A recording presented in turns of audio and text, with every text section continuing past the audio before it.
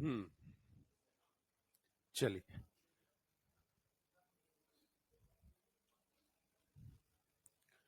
तो देखो, अपन ने कल मेस्ट्रुअल साइकिल की बात की थी ना। तो मेस्ट्रुअल साइकिल में कल अपन बात कर चुके थे कि सबसे पहले मेस्ट्रुअल साइकिल की ड्यूरेशन कितनी होती है, 28 या 29 डेज। स्टार्ट होता है प्यूबर्टी पर, पहले मेस्ट्रुअल साइकिल के अपन क्या कहते हैं, मेनार्क। और फिर इसके बाद टर्मिनेट होगा तो हम कहेंगे मेनोपॉज। लगभग 45 to 50 ईयर की एज पे टर्मिनेट होता है। फिर हमने कहा एक मेंस्ट्रुअल साइकिल में फेज होते हैं तीन। सबसे पहला फेज कहा जाता है मेंस्ट्रुअल फेज, दूसरे को नाम देते हैं फॉलिकुलर, और तीसरा ल्यूटियल फेज। फॉलिकुलर फेज का दूसरा नाम प्रोलिफरेटिव फेज भी था, और ल्यूटियल फेज का एक और नाम सेक्रेटरी फेज भी है। तो ये मेंस्ट्रुअल साइकिल के फेजेस हुए। फिर अपन ने बात की थी हॉर्मोन्स के बारे में, जहां कहा कि हाइपोथैलेमस से कौन आता है, जीएनआरएच। पल्सेटाइल रिलीज होता है। जब अगर लॉन्ग पल्सेस होती हैं तो एफएसएच आएगा। ये क्या कर रहा है? हाँ। तो अपन ने कहा कि जब अगर शॉर्ट पल्सेस होंगी तो आएगा एलएच। फिर हमने कहा कि एफएसएच काम करता है फॉलिक्यूल, जो है ओवेरियन फॉलिकल का डेवलपमेंट कराएगा। फिर अपन ने कहा कि डेवलपिंग फॉलिकल से आता है एस्ट्रोजन। वहीं पे हमने कहा कि एलएच का पहला काम है कि ओव्यूलेशन कराता है, दूसरा काम है कॉर्पस ल्यूटियम को मेंटेन करेगा, और कॉर्पस ल्यूटियम से मेनली क्या आता है, प्रोजेस्टेरोन। कुछ अमाउंट में एस्ट्रोजन भी आएगा। फिर अपन ने कहा कि जो एफएसएच ने जब काम किया तो न केवल एस्ट्रोजन आया बल्कि साथ में इनहिबिन भी आया। एस्ट्रोजन का लेवल जब हाई हुआ, पीक इसकी हाई हुई, तो इसने दिया पॉजिटिव फीडबैक। पॉजिटिव फीडबैक की वजह से एलएच एफएसएच दोनों बढ़े। पर हाँ, तो पॉजिटिव फीडबैक की वजह से एलएच और एफएसएच दोनों बढ़े। पर एलएच और एफएसएच के बढ़ते टाइम पे क्योंकि इनहिबिन आ गया सीन में, तो इनहिबिन ने एफएसएच को उतना ज्यादा नहीं बढ़ने दिया, एलएच ज्यादा बढ़ा। वहीं हमने कहा कि प्रोजेस्टेरोन का लेवल जब हाई होता है तो ये फीडबैक कैसा देता है, नेगेटिव। अब इसके नेगेटिव फीडबैक की वजह से क्या होगा कि एलएच और एफएसएच दोनों कम हो गए। तो एलएच के कम होते ही अब कॉर्पस ल्यूटियम टूटा। कॉर्पस ल्यूटियम के डिसइंटीग्रेट होने के बाद अब फर्दर क्या हुआ कि जो सेक्रीशन ऑफ प्रोजेस्टेरोन है वो अब क्या कर गया, डिक्लाइन। तो प्रोजेस्टेरोन का सेक्रीशन डिक्लाइन कर जाने की वजह से क्या हुआ कि एंडोमेट्रियम टूट गई। अब एक बात बताओ, क्या मेरे को फेजेस सारे लिखाने की जरूरत है या एक बार अपन एनसीईआरटी से पढ़ के देख सकते हैं? देख सकते हैं ना। तो एक बार अभी के अभी जरा पढ़ो तो।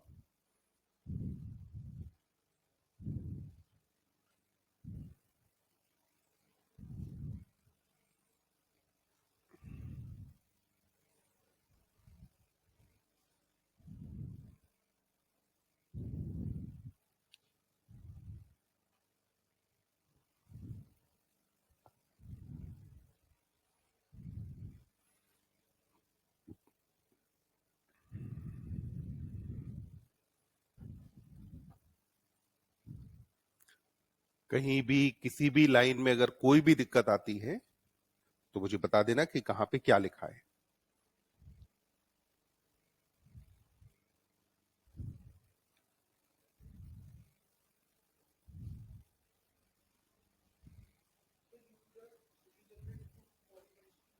इसका मतलब है अपन ने कहा था एंडोमेट्रियम में साइक्लिक चेंजेस आते हैं। तो मेंस्ट्रुअल फेज के टाइम पे क्या होगा, एंडोमेट्रियम टूटेगी। एंडोमेट्रियम पार्ट किसका है, यूट्रस का। अब जो फॉलिकुलर फेज था इसके अंदर अपन ने कहा था कि जो एंडोमेट्रियम है वापस से रीजनरेट करेगी। तो एंडोमेट्रियम की सेल्स डिवाइड कर रही हैं। जब अगर सेल डिवीजन हो रहा है तो इसको आप क्या कहेंगे, प्रोलिफरेशन कहेंगे। तो इसीलिए कहा कि यूट्रस रीजनरेट थ्रू प्रोलिफरेशन।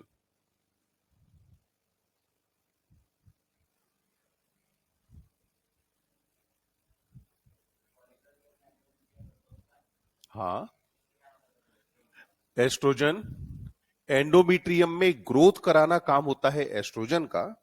जबकि प्रोजेस्टेरोन का काम है एंडोमेट्रियम को मेंटेन करना। प्रोजेस्टेरोन फर्दर बढ़ाता नहीं है, मेंटेन करेगा, और एंडोमेट्रियम की सेक्रेटरी नेचर को प्रमोट करना, यह काम होता है प्रोजेस्टेरोन का। मेंटेन नहीं कर रहा, फॉलिकुलर फेज में अभी तो एंडोमेट्रियम ग्रो कर रही है ना। तो अभी जो ग्रो कराना है वो काम किसका है? एस्ट्रोजन का। जब एक बार ग्रोथ कंप्लीट हो जाएगी तो फिर उसको मेंटेन करना है, तो मेंटेन करने के लिए अब सीन में कौन आ जाएगा? प्रोजेस्टेरोन।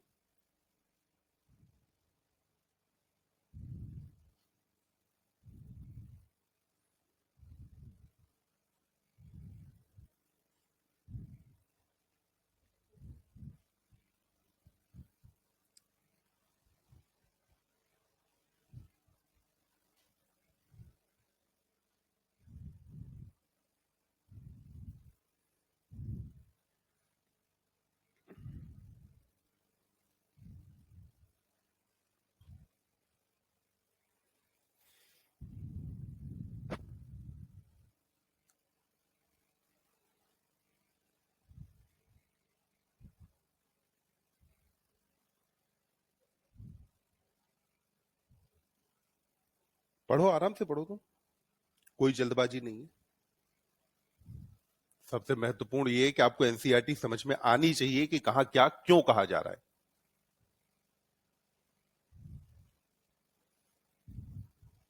ये इतनी सारी फाइलें डाउनलोड करता है, अब तक पता ही नहीं था। पता नहीं,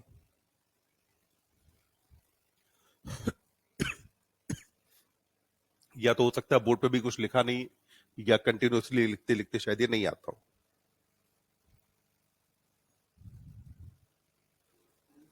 डन।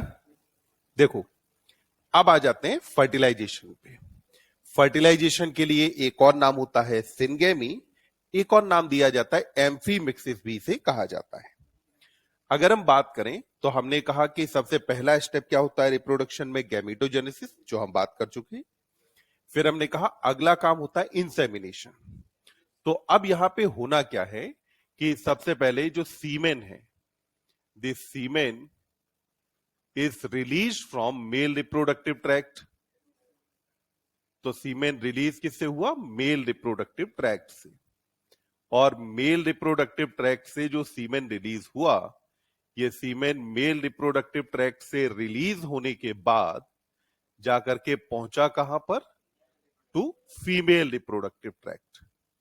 जब ये सीमेन को मेल रिप्रोडक्टिव ट्रैक्ट से फीमेल रिप्रोडक्टिव ट्रैक्ट में पहुंचाया जाता है, तो सीमेन के मेल से फीमेल रिप्रोडक्टिव ट्रैक्ट में जाने की जो प्रोसेस है, उस प्रोसेस को अपन नाम क्या देते हैं? इंसेमिनेशन। तो अपन ने कहा कि ये जो प्रोसेस है इसको क्या कहा गया? इंसेमिनेशन। अब देखो, जो इंसेमिनेशन है, इजैकुलेशन का सिंपली मतलब होता है कि मेल रिप्रोडक्टिव ट्रैक्ट से सीमेन का बाहर जाना, ठीक? फीमेल रिप्रोडक्टिव ट्रैक्ट में जाना नहीं। जब भी कहा जाएगा फीमेल रिप्रोडक्टिव ट्रैक्ट में जाने को, तो उसको अपन नाम क्या देंगे? इंसेमिनेशन।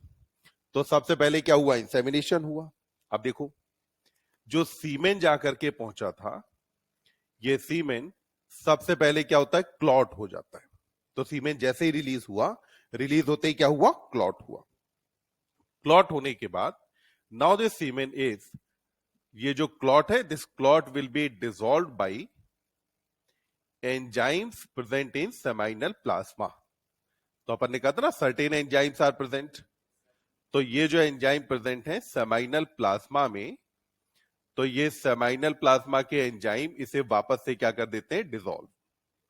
तो सेमाइनल प्लाज्मा के एंजाइम्स ने इसे क्या कर दिया? डिसॉल्व कर दिया।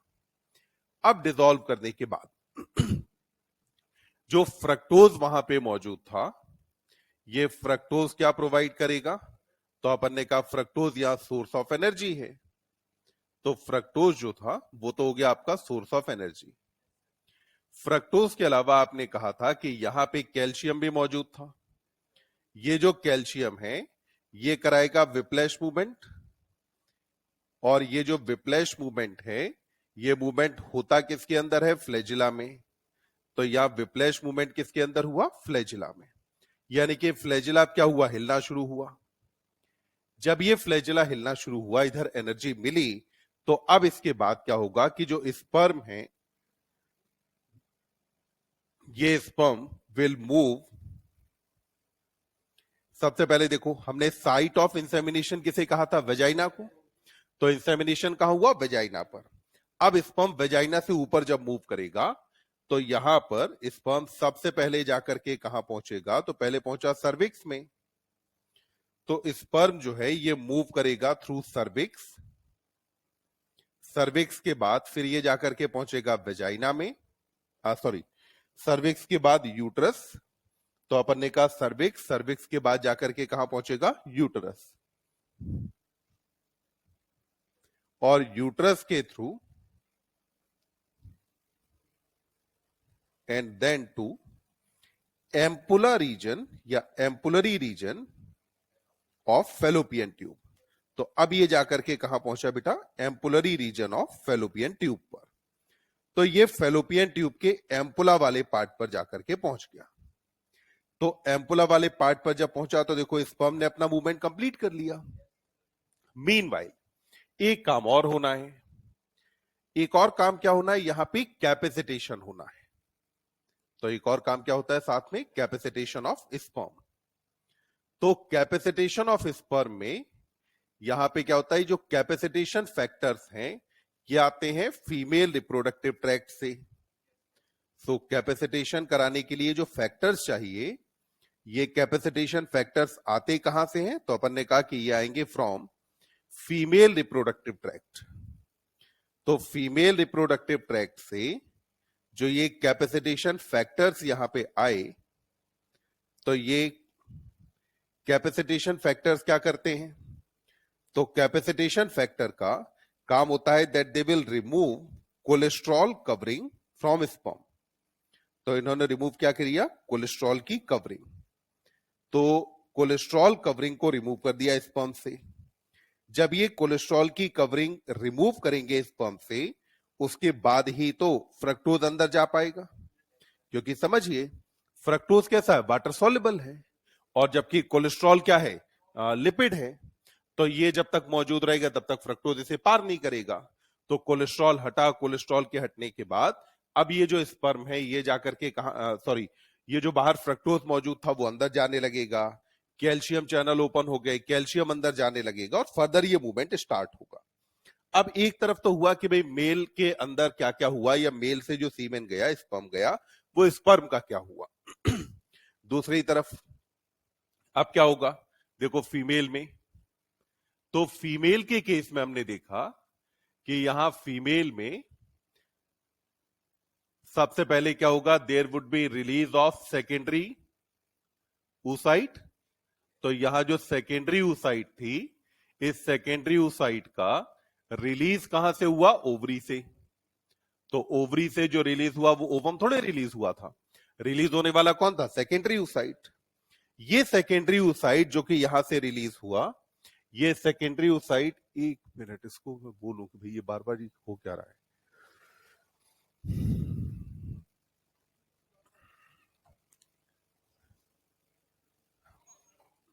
आ जाओ, ये पता नहीं बार बार इस पे कुछ आ जाता है।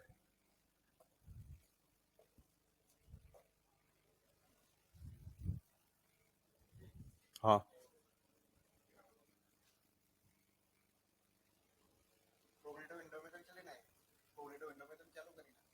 मैंने थोड़ी चालू करी है, जिसमें तुमने, जिसमें आप लोगों ने करी होगी उसमें चालू करी होगी ना। हाँ,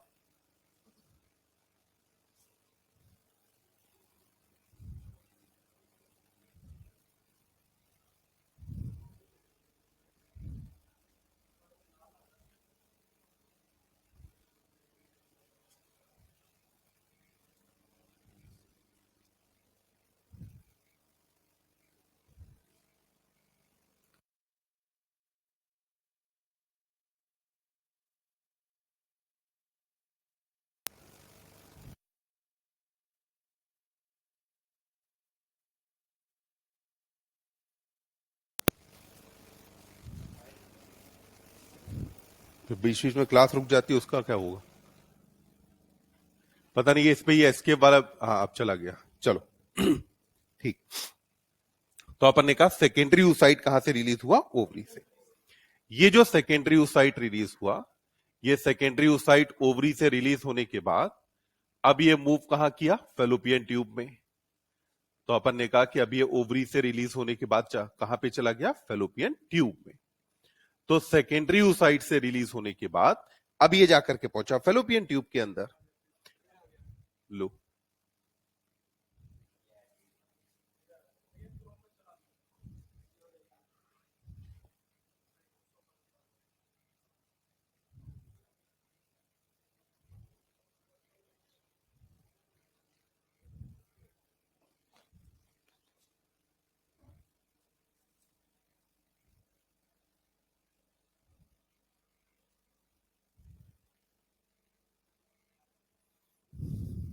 हिस्ट्री तो भी सब डिलीट करी थी, तो हिस्ट्री डिलीट कर, इसे क्रोम में चला के देखें। नहीं, क्रोम में नहीं है अभी।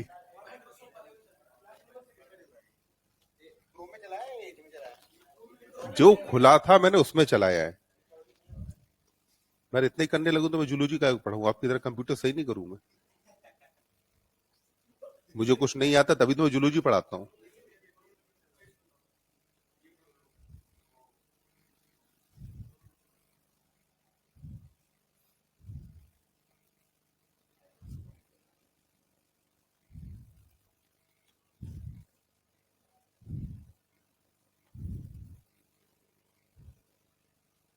ये शायद मेरा होगा भी नहीं, किसी और का है इसमें। हाँ, इंसाफ सर का है ये।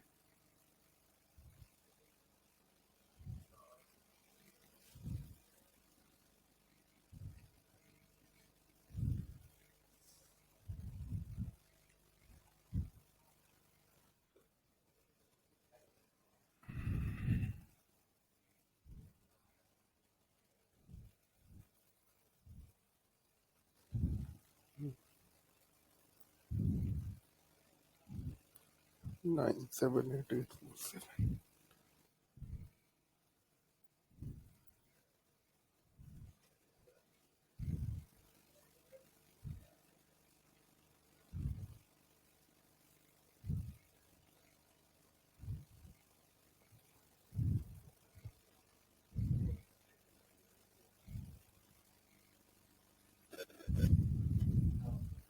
तो पिछले वाले से लॉग आउट अपने आप हो जाता है कि नहीं?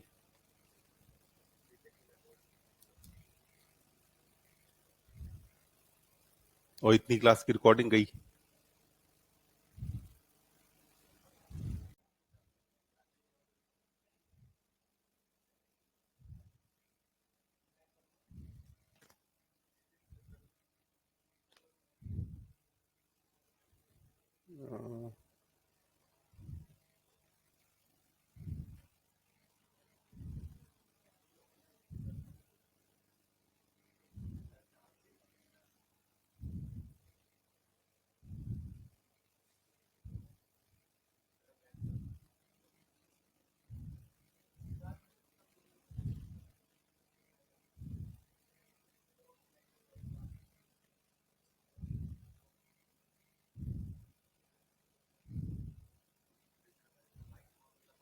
इस पे टाइम वाइम भी नहीं चल रहा आगे। ये तो भी चेकिंग वाले मूड में ही है।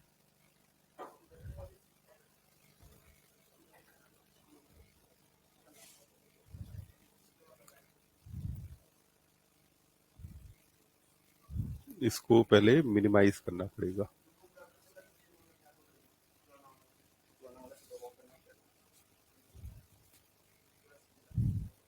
रुको एक मिनट, ये मोर में कुछ ज्यादा दिखा भी नहीं रहा।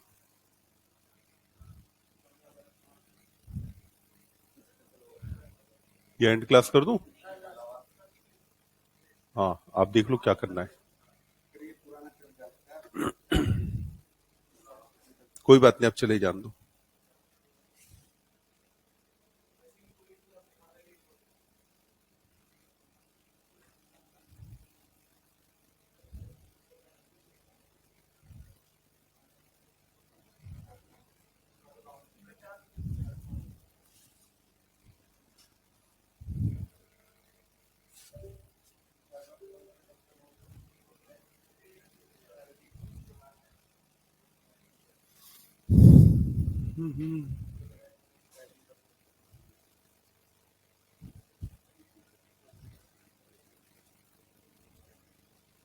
बाकी कुछ बालक होंगे ऑनलाइन, उन सबका नुकसान हो जाएगा, मेरा तो कुछ नहीं होगा।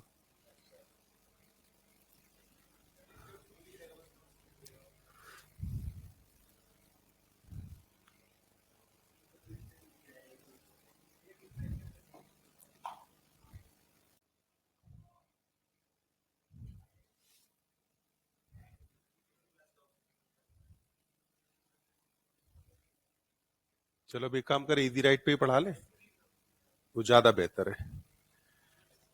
ये कहाँ से जाएगा, मिनिमाइज कहाँ से होगा? 1 मिनट रुकना अभी, कुछ नहीं। नहीं, काला कहाँ दिखा रहा है इसमें, सफेद दिखा रहा है ना, वो पीछे का दिख रहा होगा।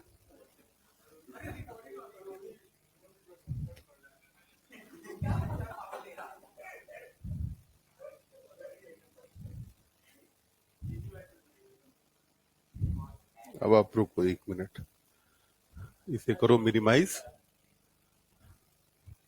ये क्या है, बस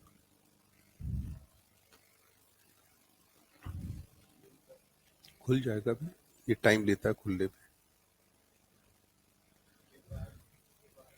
और इसमें i7 प्रोसेसर लगा रखा है, तब इसकी ये हाल है।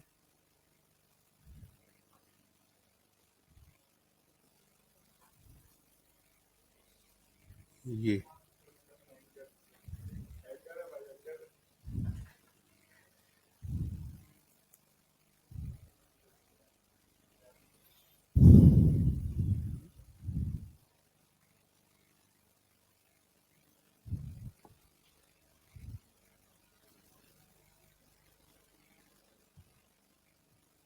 इसका बैकग्राउंड कहाँ गया, लो।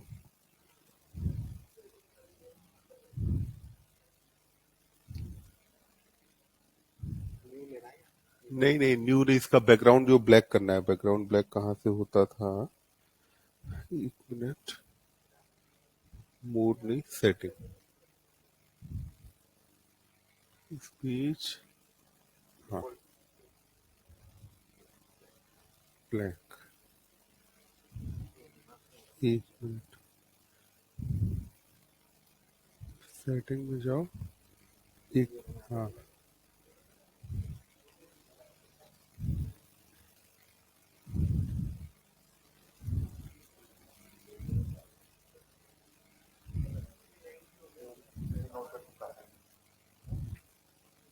उस पे चल ही नहीं रहा।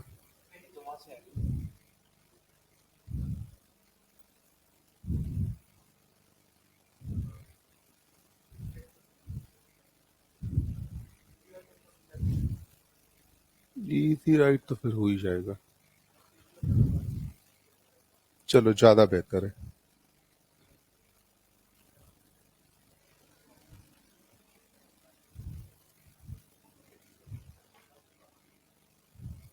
हम्म,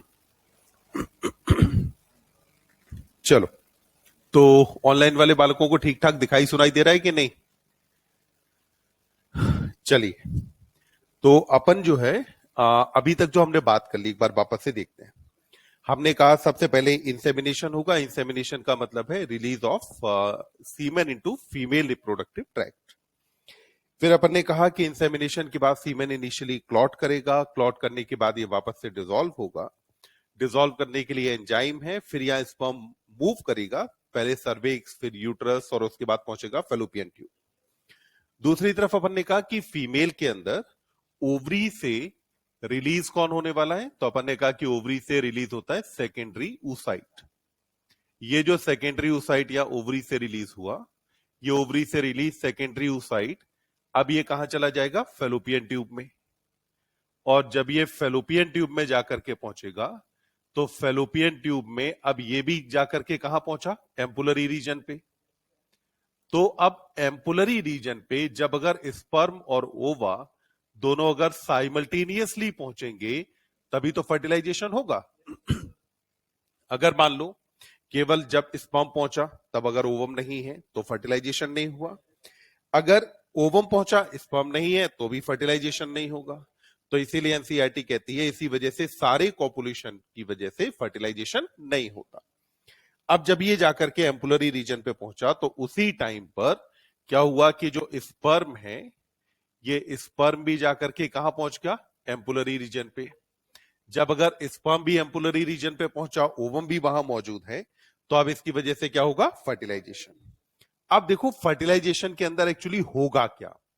तो जब फर्टिलाइजेशन होता है तो सबसे पहला जो काम होगा उसको अपन कहेंगे कि पहले अपन बात करने वाले हैं अबाउट एक्रोसोमल रिएक्शन, यानी कि ओवम को अभी क्या करना है? पेनिट्रेट करना है। ठीक, स्पर्म पेनिट्रेट करेगा किसी ओवम को। तो कैसे होती है एक्रोसोमल रिएक्शन? तो अपन ने कहा कि ये हो गया सेकेंडरी oocyte। ठीक, ये सेकेंडरी oocyte का न्यूक्लियस है और ये सेकेंडरी oocyte के पास अपन ने कहा फर्स्ट पोलर बॉडी मौजूद है। अब ये सेकेंडरी oocyte के बाहर आपने कहा था कि यहां मौजूद होगी जोना पेलुसिडा।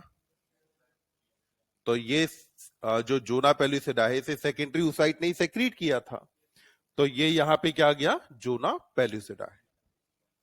अब ये जो जोना पेलुसिडा है और जो ओवम है, देखो एनसीईआरटी में दोनों के बीच में स्पेस है और स्पेस को कहा गया है पेरीवाइटेलाइन स्पेस। क्या नाम दिया है? पेरीवाइटेलाइन स्पेस। तो अपन ने कहा कि ये दोनों के बीच में स्पेस होता है which is called as perivitelline space. यानी कि अगर आपसे कहा जाए कि क्या जोना पेलुसिडा ओवम की प्लाज्मा मेम्ब्रेन से चिपका होता है? नहीं, जोना पेलुसिडा और ओवम की प्लाज्मा मेम्ब्रेन के बीच में स्पेस है जिसको आपने कहा पेरीवाइटेलाइन स्पेस। मीनवाइल हमने कहा था कि जो ग्रेनुलोसा सेल हैं उनमें से कुछ ग्रेनुलोसा सेल जो कि अब तक क्यूबॉइडल थी, ये अब हो जाती हैं कॉलमनर। तो ये जो ग्रेनुलोसा सेल कॉलमनर है, ये कॉलमनर ग्रेनुलोसा सेल बाहर की तरफ चिपकी हुई हैं और इन्हीं को आपने नाम क्या दिया है? Corona radiata. तो अपन ने कहा कि बाहर की तरफ ये कौन मौजूद है? कोरोना रेडिएटा है। क्या कोरोना रेडिएटा अलग से आता है? नहीं, ये एक्चुअली वही ग्रेनुलोसा सेल ही है, बस अंतर यह है कि ये हो गई है कॉलमनर। तो इस लेयर को आपने क्या नाम दे दिया? Corona radiata. अब जरा देखो, अगर स्पर्म को यहां पे जाना है, स्पर्म को यहां पहुंचना है, तो यहां पहुंचने के लिए अब स्पर्म को क्या करना होगा? पेनिट्रेट करना पड़ेगा। अब पेनिट्रेट कैसे करेगा? तो उसके लिए देखो, सबसे पहले यहां पे जो स्पर्म में एक्रोसोम है, ये एक्रोसोम में अपन ने कहा था कि मौजूद होते हैं स्पर्म लाइसेंस। स्पर्म लाइसेंस में सबसे पहला एंजाइम आ जाता है जिसका नाम है हाइलुरोनिडेज। तो सबसे पहला एंजाइम कौन आ गया? हाइलुरोनिडेज आ जाता है। तो हमने कहा कि first enzyme will be hyaluronidase. ये जो हाइलुरोनिडेज आया, इसका काम क्या है? तो हम जानते हैं हाइलुरोनिक एसिड बायोलॉजिकल सीमेंट की तरह काम करता है। अगर ये सेल्स यहां मौजूद है कोरोना रेडिएटा की, तो सेल्स आपस में जुड़ी भी होंगी और ये आपस में जुड़ी किससे होंगी? हाइलुरोनिक एसिड से।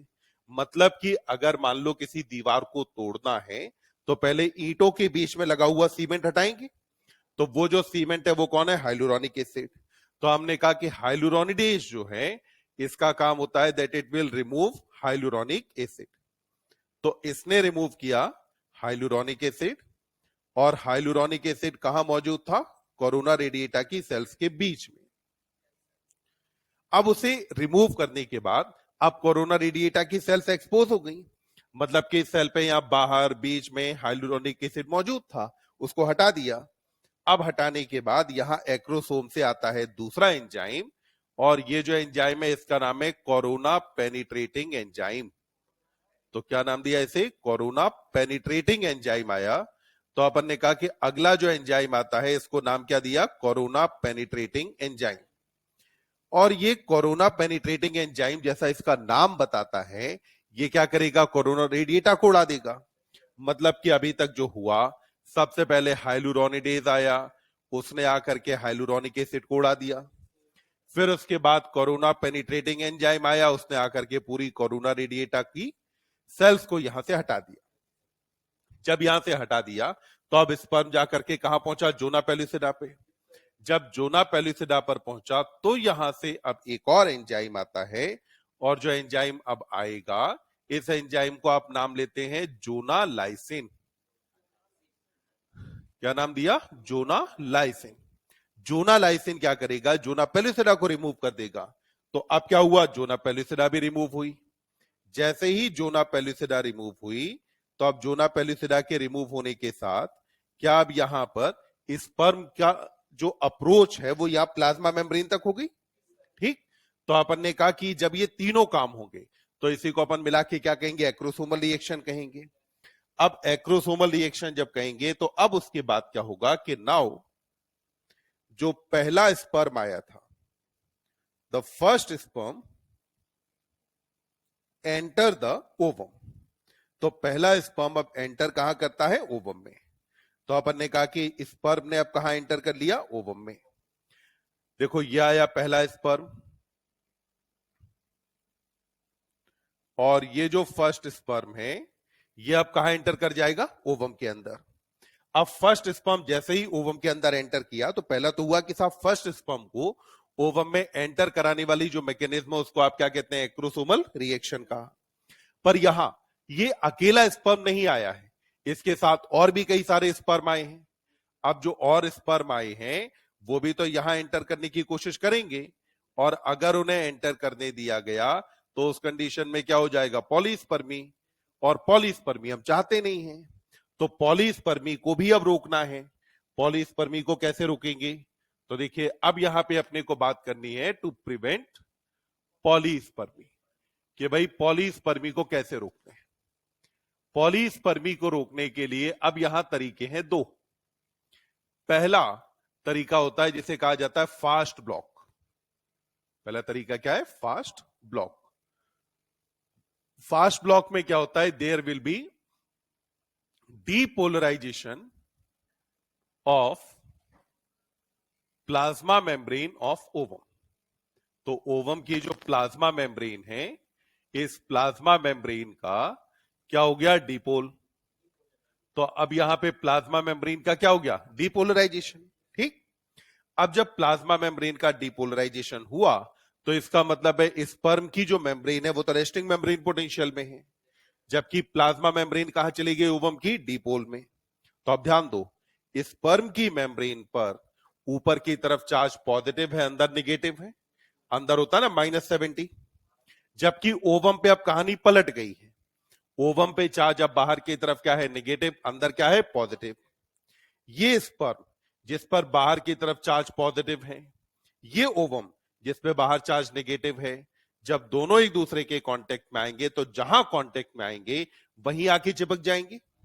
एक्चुअली क्या होता है कि जब पहली बार या पहला स्पर्म ओवम के कांटेक्ट में आता है तो जहां जोना पेलुसिडा के कांटेक्ट में आता है वहां जोना पेलुसिडा में एक स्वेलिंग डेवलप होती है, और फिर हम उसे नाम देते हैं फर्टिलाइजेशन कोन। ये अकेली जगह है जहां से अब कोई भी स्पर्म एंटर कर सकता है, इसके अलावा कहीं से एंटर नहीं करेगा। तो अब क्या होगा कि उस फर्टिलाइजेशन कोन को छोड़ करके उसके आसपास जितने भी स्पर्म ओवम के संपर्क में आएंगे वो सारा क्या हुआ, ओवम की मेम्ब्रेन के साथ चिपक गए। तो यानी कि वहां तक नहीं पहुंचेंगे, जब नहीं पहुंचेंगे तो वहां एंटर नहीं कर पाएंगे। तो इसको आपने क्या कहा कि ये हो गया फास्ट ब्लॉक है, क्योंकि जल्दी काम करता है। दूसरी तरफ यहां होता है स्लो ब्लॉक। एक और तरीका क्या होता है, स्लो ब्लॉक। तो स्लो ब्लॉक में देखो, अभी अपन ने बात की थी पेरीवाइटिलाइन स्पेस के बारे में। तो ये जो पेरीवाइटिलाइन स्पेस है, इस पेरीवाइटिलाइन स्पेस में भरे होते हैं कॉर्टिकल ग्रेन्यूल। तो पेरीवाइटिलाइन स्पेस में क्या भरा है, कॉर्टिकल ग्रेन्यूल्स हैं। अभी ये क्या है, ग्रेन्यूल के फॉर्म में है। ये कॉर्टिकल ग्रेन्यूल ये अब जाकर के फ्यूज हो जाते हैं जोना पेलुसिडा के साथ। तो कॉर्टिकल ग्रेन्यूल जाकर के फ्यूज किससे हुए, जोना पेलुसिडा से। जब ये जोना पेलुसिडा के साथ फ्यूज हुए तो जोना पेलुसिडा से फ्यूज होने के बाद अब ये बना देते हैं जोना पेलुसिडा को इम्परवियस। तो अपन ने कहा कि अब जो जोना पेलुसिडा है वो कैसी हो गई, अब इम्परवियस है। तो अपन ने कहा कि जोना पेलुसिडा क्या हो गई, इम्परवियस। अब जोना पेलुसिडा जो इम्परवियस हुई वो क्योंकि कॉर्टिकल ग्रेन्यूल के फ्यूजन की वजह से हुई थी, तो इसको अपन नाम देते हैं कॉर्टिकल रिएक्शन। क्या कहा जाता है, कॉर्टिकल रिएक्शन। हालांकि ये नाम अभी एनसीईआरटी में नहीं है, पर कुछ पुराने क्वेश्चंस के अंदर ये नाम यूज किया गया है कि कॉर्टिकल रिएक्शन क्या है। तो एक्रोसोमल रिएक्शन का पर्पस क्या था, स्पर्म को ओवम में एंटर करने देना। और कॉर्टिकल रिएक्शन का पर्पस था पॉलीस्पर्मी को रोकना। तो पॉलीस्पर्मी रोकने के लिए क्या था? Cortical reaction. जबकि एक्रोसोमल रिएक्शन का काम है स्पर्म को एंटर करने देना। अब पॉलीस्पर्मी रोकना क्यों जरूरी था? क्योंकि अगर ऐसा होने दोगे तो अगर मान लो 2 स्पर्म फ्यूज किए तो बनने वाला जायगोट अब 3n हो जाएगा। अगर 3 फ्यूज करेंगे तो बनने वाला जायगोट 4n हो जाएगा। आप याद करें प्रिंसिपल ऑफ इनहेरिटेंस में जब बात आती है क्रोमोसोमल डिसऑर्डर्स की, तो वहां एनसीईआरटी एन्यूप्लॉइडी और पॉलीप्लॉइडी बताती है। एनसीईआरटी कहती है polyploidy is common in plants. Animals में जो अगर हो भी सकता है वो क्या है? एन्यूप्लॉइडी होती है। एनिमल्स में पॉलीप्लॉइडी नहीं होती। तो पॉलीप्लॉइडी को रोकना है। रोकने के लिए यहां पे आपके पास क्या है? Cortical reaction. अब जब ये कॉर्टिकल रिएक्शन हुई और मीनवाइल पहले स्पर्म ने जब एंटर कर लिया, तो अब क्या हुआ कि अब यहां पे जो न्यूक्लियस है किस किस के, तो अपन ने कहा न्यूक्लियस ऑफ स्पर्म और ओवम, ये यहां पे क्या होने वाले हैं? फ्यूज। तो ओवम और स्पर्म के न्यूक्लियस क्या होने वाले हैं? फ्यूज। पर उससे पहले अभी जो ओवम है, इस ओवम के बारे में आप देखो तो ये ओवम अभी क्या है? मियोसिस सेकेंड में अटका हुआ है। तो अब क्या हुआ कि जैसे ही स्पर्म एंट्री हुई, जैसे ही क्या हुआ? स्पर्म एंट्री हुई।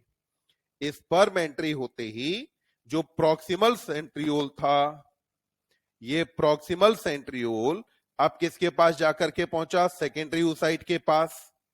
तो प्रॉक्सिमल सेंट्रियोल अब ये मिला किसे? तो अपन ने कहा कि ये जाकर के मिला किसे? सेकेंडरी oocyte को। और जब ये प्रॉक्सिमल सेंट्रियोल सेकेंडरी oocyte को जाकर के मिला, तो प्रॉक्सिमल सेंट्रियोल के सेकेंडरी oocyte के पास पहुंचने पर अब क्या होगा कि जो सेकेंडरी oocyte है, इस सेकेंडरी oocyte में मियोसिस सेकेंड अब रिज्यूम हो जाएगी। तो अपन ने कहा कि मियोसिस सेकेंड क्या हुआ? रिज्यूम। बोलो कौन से स्टेज में अरेस्टेड थी? Metaphase second. अब ये मेटाफेज से रिज्यूम हुआ तो अब ये जाएगा एनाफेज में, फिर आ जाएगा टीलोफेज। उसके बाद क्या होगा? साइटोकाइनेसिस। और जो साइटोकाइनेसिस है वो भी कैसा होने वाला है? अनइक्वल। तो अपन ने कहा कि अब यहां क्या होगा? Unequal cytokinesis. और इस अनइक्वल साइटोकाइनेसिस की वजह से एक बनेगा लार्ज, जिसको आप नाम क्या देंगे? ऊटेड या ओवम आप कह लो। एनसीईआरटी ने कौन सा वर्ड यूज किया यहां पे? ऊटेड। और वहीं पर एक बनेगा स्मॉल, जो स्मॉल यहां बनेगा वो कौन हुआ? Secondary second polar body.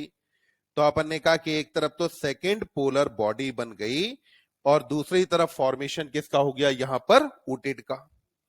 अब ये जो सेकेंड पोलर बॉडी है, सॉरी, ये सेकेंड पोलर बॉडी भी फर्स्ट पोलर बॉडी की तरह आगे चल के क्या होने वाली है? डीजनरेट। बचा यहां कौन? ऊटेड। अब ये ऊटेड का जो न्यूक्लियस है और स्पर्म का न्यूक्लियस है, ये आपस में क्या हुआ? फ्यूज हुआ। जब ये फ्यूज हुआ तो वापस से अब यहां जो बनेगा वो कौन बनेगा? जाइगोट। अब यहां कौन बना? जाइगोट। तो बोलो फर्टिलाइजेशन कहां होता है? एम्पुला पे। फर्टिलाइजेशन कहां हुआ? एम्पुला पे। एक्चुअल फर्टिलाइजेशन जो हम कहेंगे वो हम कहते हैं मेल और फीमेल प्रोन्यूक्लियस, यानी कि स्पर्म और ओवम के न्यूक्लियस के फ्यूजन को, जब फ्यूजन हुआ उसको आपने कहा फर्टिलाइजेशन। फर्टिलाइजेशन की वजह से एन नंबर ऑफ क्रोमोसोम आए स्पर्म से, एन नंबर ऑफ क्रोमोसोम आए ओवम से। अब इसके बाद क्या हुआ? जब दोनों मिले तो मिलने के बाद वापस से क्रोमोसोम कितना बन गया? 2n। ये जो 2n बना तो इसका मतलब है डिप्लॉयड स्टेज को वापस से रीएस्टेब्लिश कर दिया। मीनवाइल एक बात पर और ध्यान दें, चाहे जैसा ओवम हो, हमेशा ओवम के पास तो क्रोमोसोम 22+X ही होगा।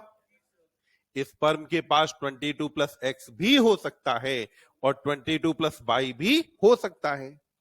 अगर स्पर्म का 22+X ओवम के 22+X से फ्यूज करेगा तो बनेगा फीमेल चाइल्ड।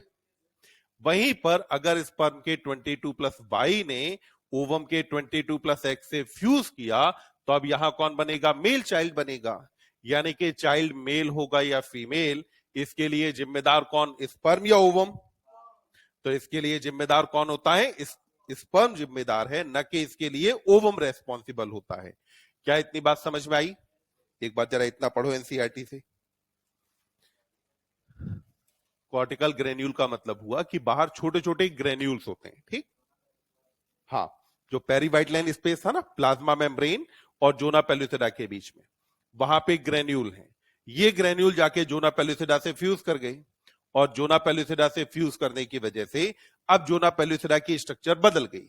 जोना पेलुसिडा हो गई यहां इम्परवियस। एक्चुअली यहां काम दो होते हैं। जोना पेलुसिडा पे कुछ रिसेप्टर्स होते हैं जिनको अपन जेड-पी2 जेड-पी3 रिसेप्टर्स नाम देते हैं। जैसे ही कॉर्टिकल ग्रेन्यूल वहां फ्यूज करते हैं, वो रिसेप्टर गिर जाते हैं। वो रिसेप्टर ही वो चीज है जिसके साथ आकर के स्पर्म अटैच होता है, तो स्पर्म के अटैच होने को साइट नहीं बची। दूसरा, जोना पेलुसिडा की मजबूती बढ़ जाती है, तो इसकी वजह से अगर एनी हाउ कोई स्पर्म एंटर करने की कोशिश भी करेगा, तो भी स्पर्म अब यहां एंटर नहीं कर पाएगा।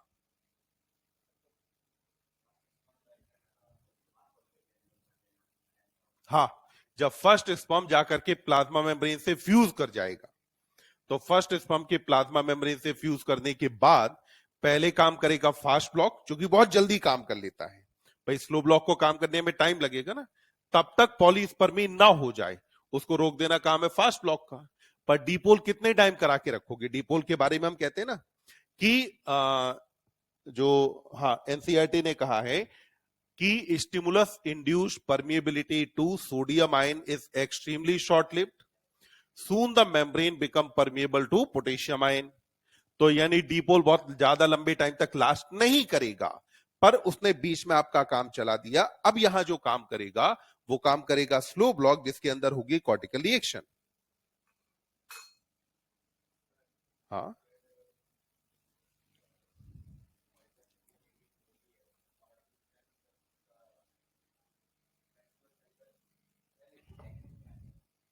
तो फर्टिलाइजेशन नहीं होगा।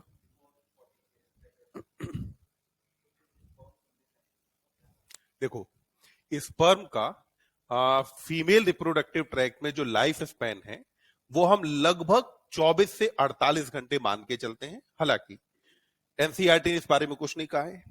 और गायनेकोलॉजी की हम कुछ किताबें पढ़े तो कुछ किताबों में यहां तक कहा गया है कि स्पर्म लगभग 3 से 6 दिन तक भी सरवाइव करता है, ठीक।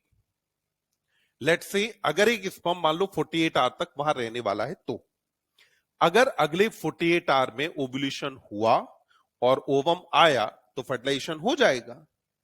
वहीं पर अगर मान लो उस 48 आवर में अगर ये ओवम नहीं आया, तो फर्टिलाइजेशन नहीं होगा। भाई जब आप बात करते हैं कंट्रासेप्शन के मेथड्स के बारे में, तो हम पीरियडिक एब्स्टिनेंस लेते हैं। पीरियडिक एब्स्टिनेंस इसी बेसिस पे तो काम करता है।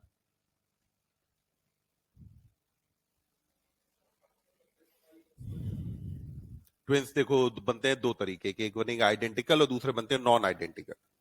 नॉन आइडेंटिकल तब बने जब अगर साइमल्टेनियसली दोनों ओवरी से ओवम रिलीज हो गए। आइडेंटिकल तब बनेंगे, अभी यहां आगे आएगी मोरुला स्टेज, फिर उसके बाद आएगा ब्लास्टोसिस्ट।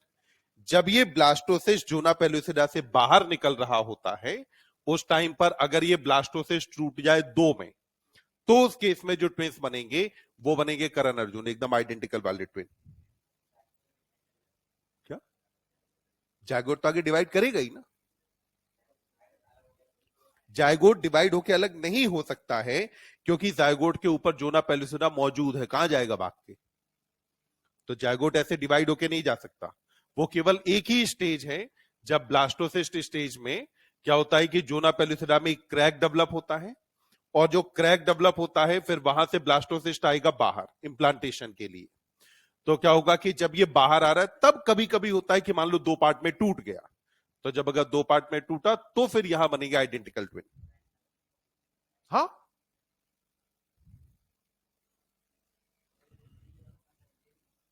नहीं, जो सेकेंडरी साइट है उसके अंदर सेल डिवीजन रुका ही इसलिए क्योंकि उसके पास सेंट्रियोल नहीं है। डिसॉल्व हो गया साइटोप्लाज्म में, खत्म। उसके साइटोप्लाज्म में डिसॉल्व हो जाता है। हम्म,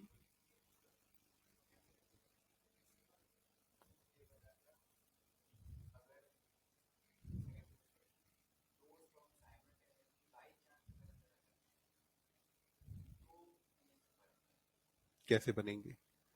एक चीज सोच, मान ले अगर बेटा दो स्पर्म आए, दोनों स्पर्म के पास n नंबर ऑफ क्रोमोसोम है, फिर अगर ये जाके फ्यूज कर गया तो 3n बन गया ना, तो 3n बन गया तो सब सत्यानाश हो गया, कहानी खत्म, वो आगे सरवाइव करेगा ही नहीं।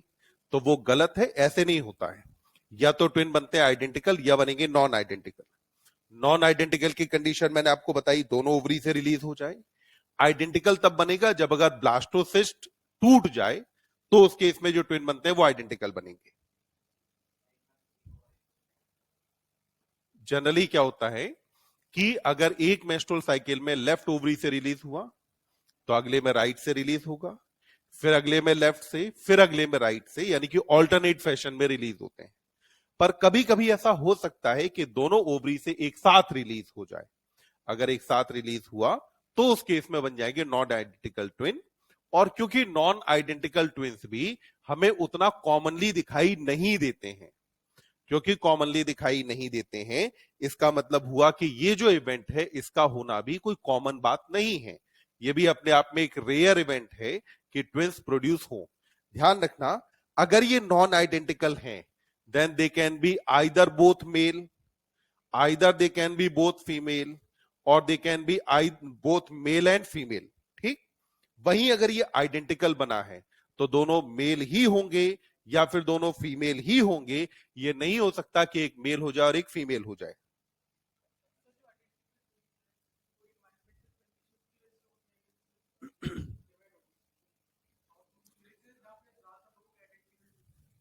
देखो, कई सारी चीजें ये ऐसी हैं जिनके बारे में अपन अभी तक बहुत कुछ खास जानते नहीं है। ठीक, या हम कहें कि हमने जितना मेडिकल के किताबों में पढ़ा है, हम केवल उतनी उतनी बात करते हैं। ठीक, कई सारे फैक्टर्स हैं, जैसे कि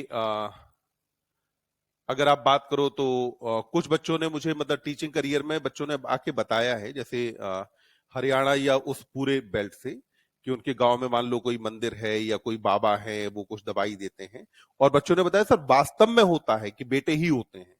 अब बात यह कि इस चीज को कहीं भी मेडिकल की कोई भी किताब तो सपोर्ट नहीं करती है, और हम क्योंकि फॉलो कर रहे हैं किताबों को, तो हम सिर्फ उसी बात पे विश्वास करेंगे जो किताब में लिखी है। बाकी उसके अलावा हमने जो भी देखा हो अपन उसको मानते नहीं है ना, ये सही है। बाद में, ठीक, अभी बात करते हैं। हम्म,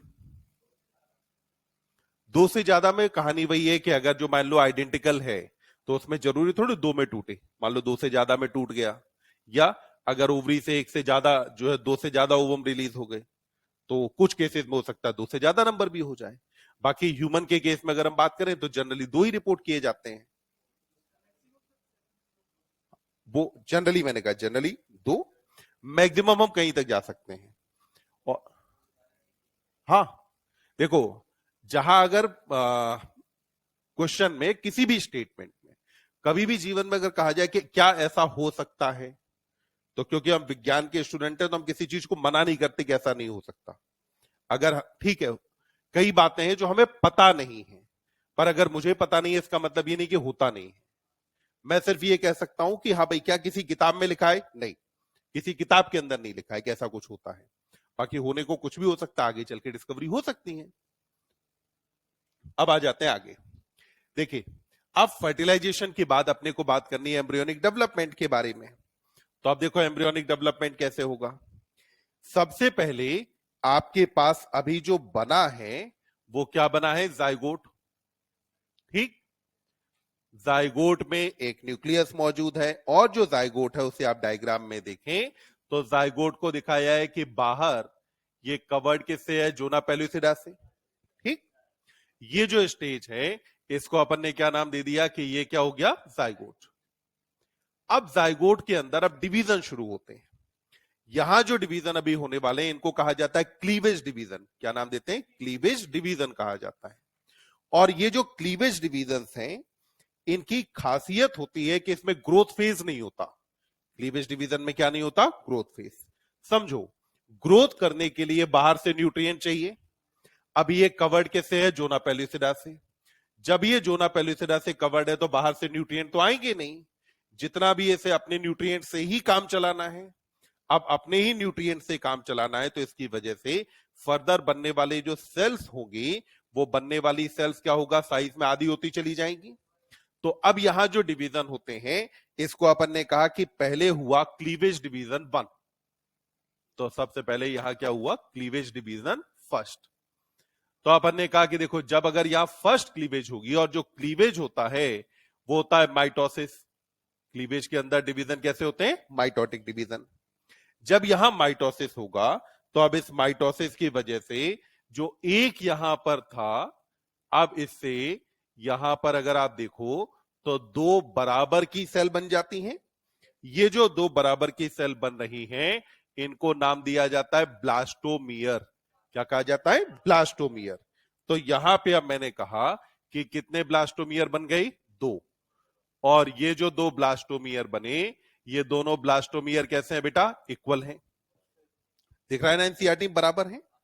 अब अगर आप ध्यान दें तो जब ब्लास्टोमियर बना तो पहली बार एनसीईआरटी ने आपको कुछ ऐसे दिखाया है कि ये ऐसे करके वर्टिकली डिवाइड किया है, और इसके बाद जो दूसरा क्लीवेज हुआ तो दूसरा वाला क्लीवेज जो होगा ये सेकेंड क्लीवेज कैसा हो रहा है, हॉरिजॉन्टल। तो ये जो सेकेंड क्लीवेज हुआ, इस सेकेंड क्लीवेज के बाद अब यहां पे क्या हुआ, फोर सेल स्टेज आ गई। और ये जो फोर सेल स्टेज आई इसके अंदर आपने कहा कि अब जो सेल्स हैं वो और भी ज्यादा छोटी हो जाएंगी। तो आपने कहा कि अब यहां पर ये जो फोर सेल स्टेज आई इसमें भी बाहर की तरफ कवरिंग किसकी बनी रहेगी, जोना पेलुसिडा की कवरिंग अभी यहां पर बनी है। अब ये फोर सेल स्टेज के बाद फिर आपने कहा कि अब यहां पर क्या होता है, थर्ड क्लीवेज होने वाली है। और जो ये थर्ड क्लीवेज है इसका प्लेन बहुत कुछ रेगुलर नहीं होता है। तो थर्ड क्लीवेज जब होगी तो थर्ड क्लीवेज के बाद अब यहां पे आपके पास सेल कितनी बन जाएंगी, 8। तो देखो 3 4 5 6 7 और 8 ऐसे करके अपन ने कहा कि 8 सेल यहां बन जाती हैं। और ये जो सेल यहां पर बनी है ये अभी भी बेटा कवर्ड किससे रहेगी, जोना पेलुसिडा से कवर्ड है। तो अब मैंने कहा कि यहां पर ये जो स्टेज आई 8 to 16 सेल स्टेज, अब क्या आया, 8 to 16 सेल स्टेज आई। यानी कि अब इससे अगली बार जब डिवाइड कर जाएगा तो अगली बार डिवाइड करते ही अब यहां 16 सेल हो जाएंगी। ये जो 8 to 16 सेल स्टेज है ये होती है सॉलिड। कैसी होती है, सॉलिड है। और अगर आप देखें तो इसमें छोटे छोटे दाने जैसे दिखाई देंगे। अगर छोटे छोटे दाने जैसे दिखाई देंगे तो ये मलबरी फ्रूट यानी कि शहतूत जैसा दिखाई देगा। शहतूत में भी क्या छोटे छोटे दाने दिखते हैं, क्योंकि मलबरी फ्रूट के जैसा दिखाई देता है तो इसीलिए इस स्टेज को नाम क्या देते हैं, मोरुला। क्या काम दिया जाएगा, मोरुला। तो मोरुला का फॉर्मेशन किससे होता है, क्लीवेज के थ्रू। मोरुला का फॉर्मेशन किससे हुआ, क्लीवेज से।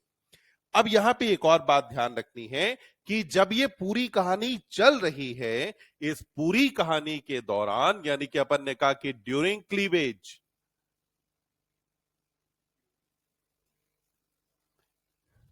ये जो जाइगोट है ये जाइगोट मूव कर रहा होगा ना। तो जाइगोट मूव करता है और मूव किधर करेगा, टुवर्ड यूट्रस। तो ये जो जाइगोट है ये किसकी तरफ मूव कर रहा है, यूट्रस की तरफ। अब आप देखिए जोना पेलुसिडा यहां क्यों है, भाई जोना पेलुसिडा को पहले ही निकाल के क्यों नहीं फेंक दिया। अगर निकाल के फेंक देते तो उसके इसमें से न्यूट्रिशन मिल गया होता, साइज इसका बड़ा हो गया होता, अच्छे से डिवाइड कर रहा होता। तो क्या होता है कि ये जो ब्लास्टोमियर्स हैं ये ब्लास्टोमियर होते हैं स्टिकी। ये ब्लास्टोमियर कैसे होते हैं, स्टिकी। तो अपन ने कहा कि ब्लास्टोमियर्स स्टिकी होते हैं यानी कि चिपचिपे हैं। अब अगर ये ब्लास्टोमियर स्टिकी हैं तो अगर जोना पेलुसिडा हट गई तो जहां जोना पेलुसिडा हटेगी वहीं ब्लास्टोमियर चिपक जाएगा। जहां जोना पेलुसिडा हटे वहीं ब्लास्टोमियर चिपक जाएगा। तो अपन ने कहा कि यहां पर जो जोना पेलुसिडा है ये जोना पेलुसिडा प्रिवेंट कर रही है कुछ। तो जोना पेलुसिडा यहां पर प्रिवेंट करती है एक्टोपिक प्रेगनेंसी। तो जोना पेलुसिडा ने क्या प्रिवेंट किया बेटा, एक्टोपिक प्रेगनेंसी। आपने देखे एसटीडीज के अंदर टर्म पढ़ी है ना, एक्टोपिक प्रेगनेंसी। इसीलिए अपन ने बात की कि इसको समझ लेते हैं कि होता क्या है। अगर फेलोपियन ट्यूब में ये जोना पेलुसिडा हट जाती है तो ये ब्लास्टोमियर वहीं फेलोपियन ट्यूब पे ही चिपक जाएंगे। जब अगर चिपकेंगे तो जहां इंप्लांटेशन होना था यानी कि यूटरस, क्या वहां इंप्लांटेशन हुआ? नहीं। इंप्लांटेशन कहां हुआ? एक एबनॉर्मल साइट पर। जब अगर एबनॉर्मल साइट पर यानी कि अदर देन यूटरस कहीं इंप्लांटेशन हो तो हम ऐसी प्रेगनेंसी को क्या नाम देंगे? Ectopic pregnancy. और ये जो एक्टॉपिक प्रेगनेंसी है ये अपने आप में एक लाइफ थ्रेटनिंग कंडीशन है। जैसा हमने बात की थी कि जब ये बड़ा होगा तो फेलोपियन ट्यूब को रप्चर करा देगा। तो अगर कभी ऐसा कुछ होता भी है तो सर्जिकली इसको रिमूव करना जरूरी है। अब आपने कहा कि आपके पास जो 8 to 16 सेल स्टेज बने, इस 8 to 16 सेल स्टेज को आपने क्या नाम दिया? मोरुला। अब ये जो मोरुला है, अब इसमें फर्दर डेवलपमेंट स्टार्ट होता है। अब क्या होता है कि यहां पे अब मोरुला में एक प्रोसेस होती है कॉम्पेक्शन। ठीक, कॉम्पेक्शन के थ्रू क्या होता है कि जो सेल्स हैं वो एक दूसरे के पास पास आ जाएंगी। फिर क्या होता है कि यहां जो सेल्स हैं अब जो डिवाइड करेंगी, अब इनमें होगा अनइक्वल साइटोकाइनेसिस। अनइक्वल साइटोकाइनेसिस की वजह से अब यहां दो तरीके की सेल बनेगी। एक तो जो छोटी छोटी सेल्स हैं ये अपने आप को ऐसे करके बाहर अरेंज कर लेंगे। तो जो छोटी वाली सेल्स हैं इन्होंने तो अपने आप को अरेंज कहां कर लिया बेटा? बाहर। तो छोटी वाली सेल्स खुद को बाहर अरेंज कर लेती हैं, जबकि वहीं पर जो कुछ बड़ी सेल्स बनती हैं ये बड़ी सेल यहां पर अंदर की तरफ, अगर आप देखें छोटी वाली सेल थोड़ी लंबी लंबी सी भी है और बड़ी वाली सेल लगभग राउंड सी होती है। तो ये अपने आप को इस तरीके से अरेंज किया और अरेंज करके अब यहां एक कैविटी छोड़ दी। जो कैविटी यहां रह गई इस कैविटी को नाम देते हैं ब्लास्टोसील। क्या नाम देंगे इस कैविटी को? ब्लास्टोसील नाम दिया जाता है। और जोना पेलुसिडा अभी भी यहां इंटैक्ट है। ठीक, इनिशियली क्या रहेगा? जोना पेलुसिडा यहां रहेगी। अब यहां पर जो सेल्स की दो लेयर बनी, इनमें से बाहर वाली जो लेयर है, यहां के जो ब्लास्टोमियर है वो साइज में छोटे हैं। छोटे होने की वजह से इनको बोलते हैं माइक्रोमियर। क्या कहा जाता है? माइक्रोमियर। और ये माइक्रोमियर आपस में मिल करके एक लेयर बना रहे हैं ना। यही लेयर आगे चल के जब जोना पेलुसिडा हटेगी तो यूटरस से न्यूट्रिशन तो यही अब्सॉर्ब करेंगे और इनर सेल मास को प्रोवाइड करेंगे। क्योंकि ये लेयर न्यूट्रिशन से रिलेटेड है तो मतलब कि नाम में ट्रॉफिक वर्ड आना चाहिए। और सेल्स लगातार डिवाइड कर रही हैं, अनडिफरेंशिएटेड हैं, तो ब्लास्ट वर्ड आना चाहिए। दोनों टर्म्स को मिला करके ये माइक्रोमियर क्या बना लेते हैं? ट्रोफोब्लास्ट। माइक्रोमियर से क्या बन जाएगा? यहां ट्रोफोब्लास्ट बनी। तो माइक्रोमियर ने यहां फॉर्मेशन किसका कर दिया? ट्रोफोब्लास्ट का। वहीं पर अंदर की तरफ जो सेल्स हैं ये कंपेटिबली साइज में बड़ी हैं, तो इनको कहा गया मेगामियर। क्या कहा गया? मेगामियर। और ये जो मेगामियर हैं ये आपस में मिलकर के जो सेल्स का एक ग्रुप बना रहे हैं उसको बोलते हैं इनर सेल मास। क्या कहा जाता है? इनर सेल मास कहा जाता है। और यही जो इनर सेल मास है it will give rise to embryo. ये आगे चल के क्या बनाने वाला है? एम्ब्रियो बनाएगा। तो एम्ब्रियो का फॉर्मेशन कौन करेगा? Inner cell mass. जबकि वहीं पर जो ये ट्रोफोब्लास्ट मौजूद है, ये ट्रोफोब्लास्ट का काम क्या होता है? ये प्रोवाइड करेगी न्यूट्रिशन। ट्रोफोब्लास्ट ने क्या प्रोवाइड किया? न्यूट्रिशन। तो हमने कहा कि ये प्रोवाइड करने वाला है न्यूट्रिशन। इसके अलावा ये ट्रोफोब्लास्ट इन्वॉल्व होता है इंप्लांटेशन में। ट्रोफोब्लास्ट किसके अंदर इन्वॉल्व है? इंप्लांटेशन में। तो ये इन्वॉल्व है इंप्लांटेशन के अंदर। अब एक बात देखो, यहां तक की बात समझ में आई? एनसीईआरटी का डायग्राम जरा देखो, जहां A B C D E F G करके स्टेजेस दिखाई हैं।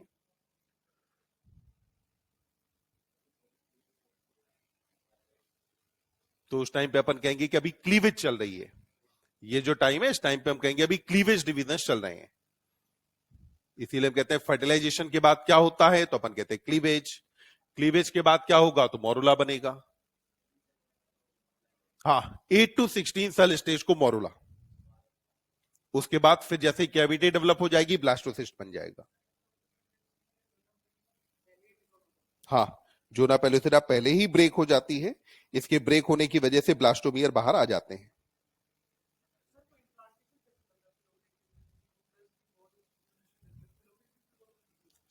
न्यूट्रिशन थोड़ा बहुत प्रोवाइड कर सकती है, बाकी क्या करेगा, यहां जो ट्रोफोब्लास्ट बनेगा ये क्या करेगा, उन सेल से न्यूट्रिशन एब्जॉर्ब करने लगेगा। ठीक है, उतना न्यूट्रिशन नहीं मिलेगा, फिर भी क्या करेगा, न्यूट्रिशन वहां से एब्जॉर्ब करना शुरू करेगा, साथ में ग्रो करना शुरू करेगा। फेलोपियन ट्यूब अपने आप में कोई बहुत बड़ी ट्यूब तो है नहीं, बहुत पतली सी ट्यूब है। अब उसमें जरा भी डेवलपमेंट शुरू हुआ तो जरा सा भी डेवलपमेंट होते ही ट्यूब रप्चर हो जाएगी।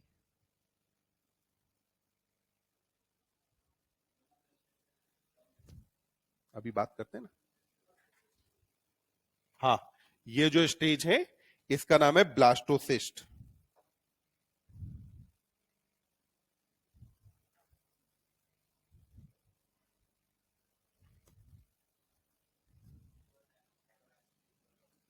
कहां पे, यहां पे पहले इक्वल हो रहा था, बाद में क्या हुआ, अनइक्वल हुआ। अनइक्वल होने की वजह से ही क्या हुआ, कुछ यहां बड़ी सेल बनी और कुछ छोटी सेल बनी। जो छोटी बनी वो बाहर अरेंज हो गई, जो बड़ी सेल थी वो अंदर की तरफ अरेंज हुई। हाँ हाँ, उतना इंपॉर्टेंट नहीं है। देखो अपन तो क्या कर रहे हैं कि सारी कहानी समझ रहे हैं कि भाई डायग्राम में कहा कैसे क्या क्या दिया है, बाकी इंपॉर्टेंट सिर्फ उतना है जितना एनसीईआरटी में लिखा है बस।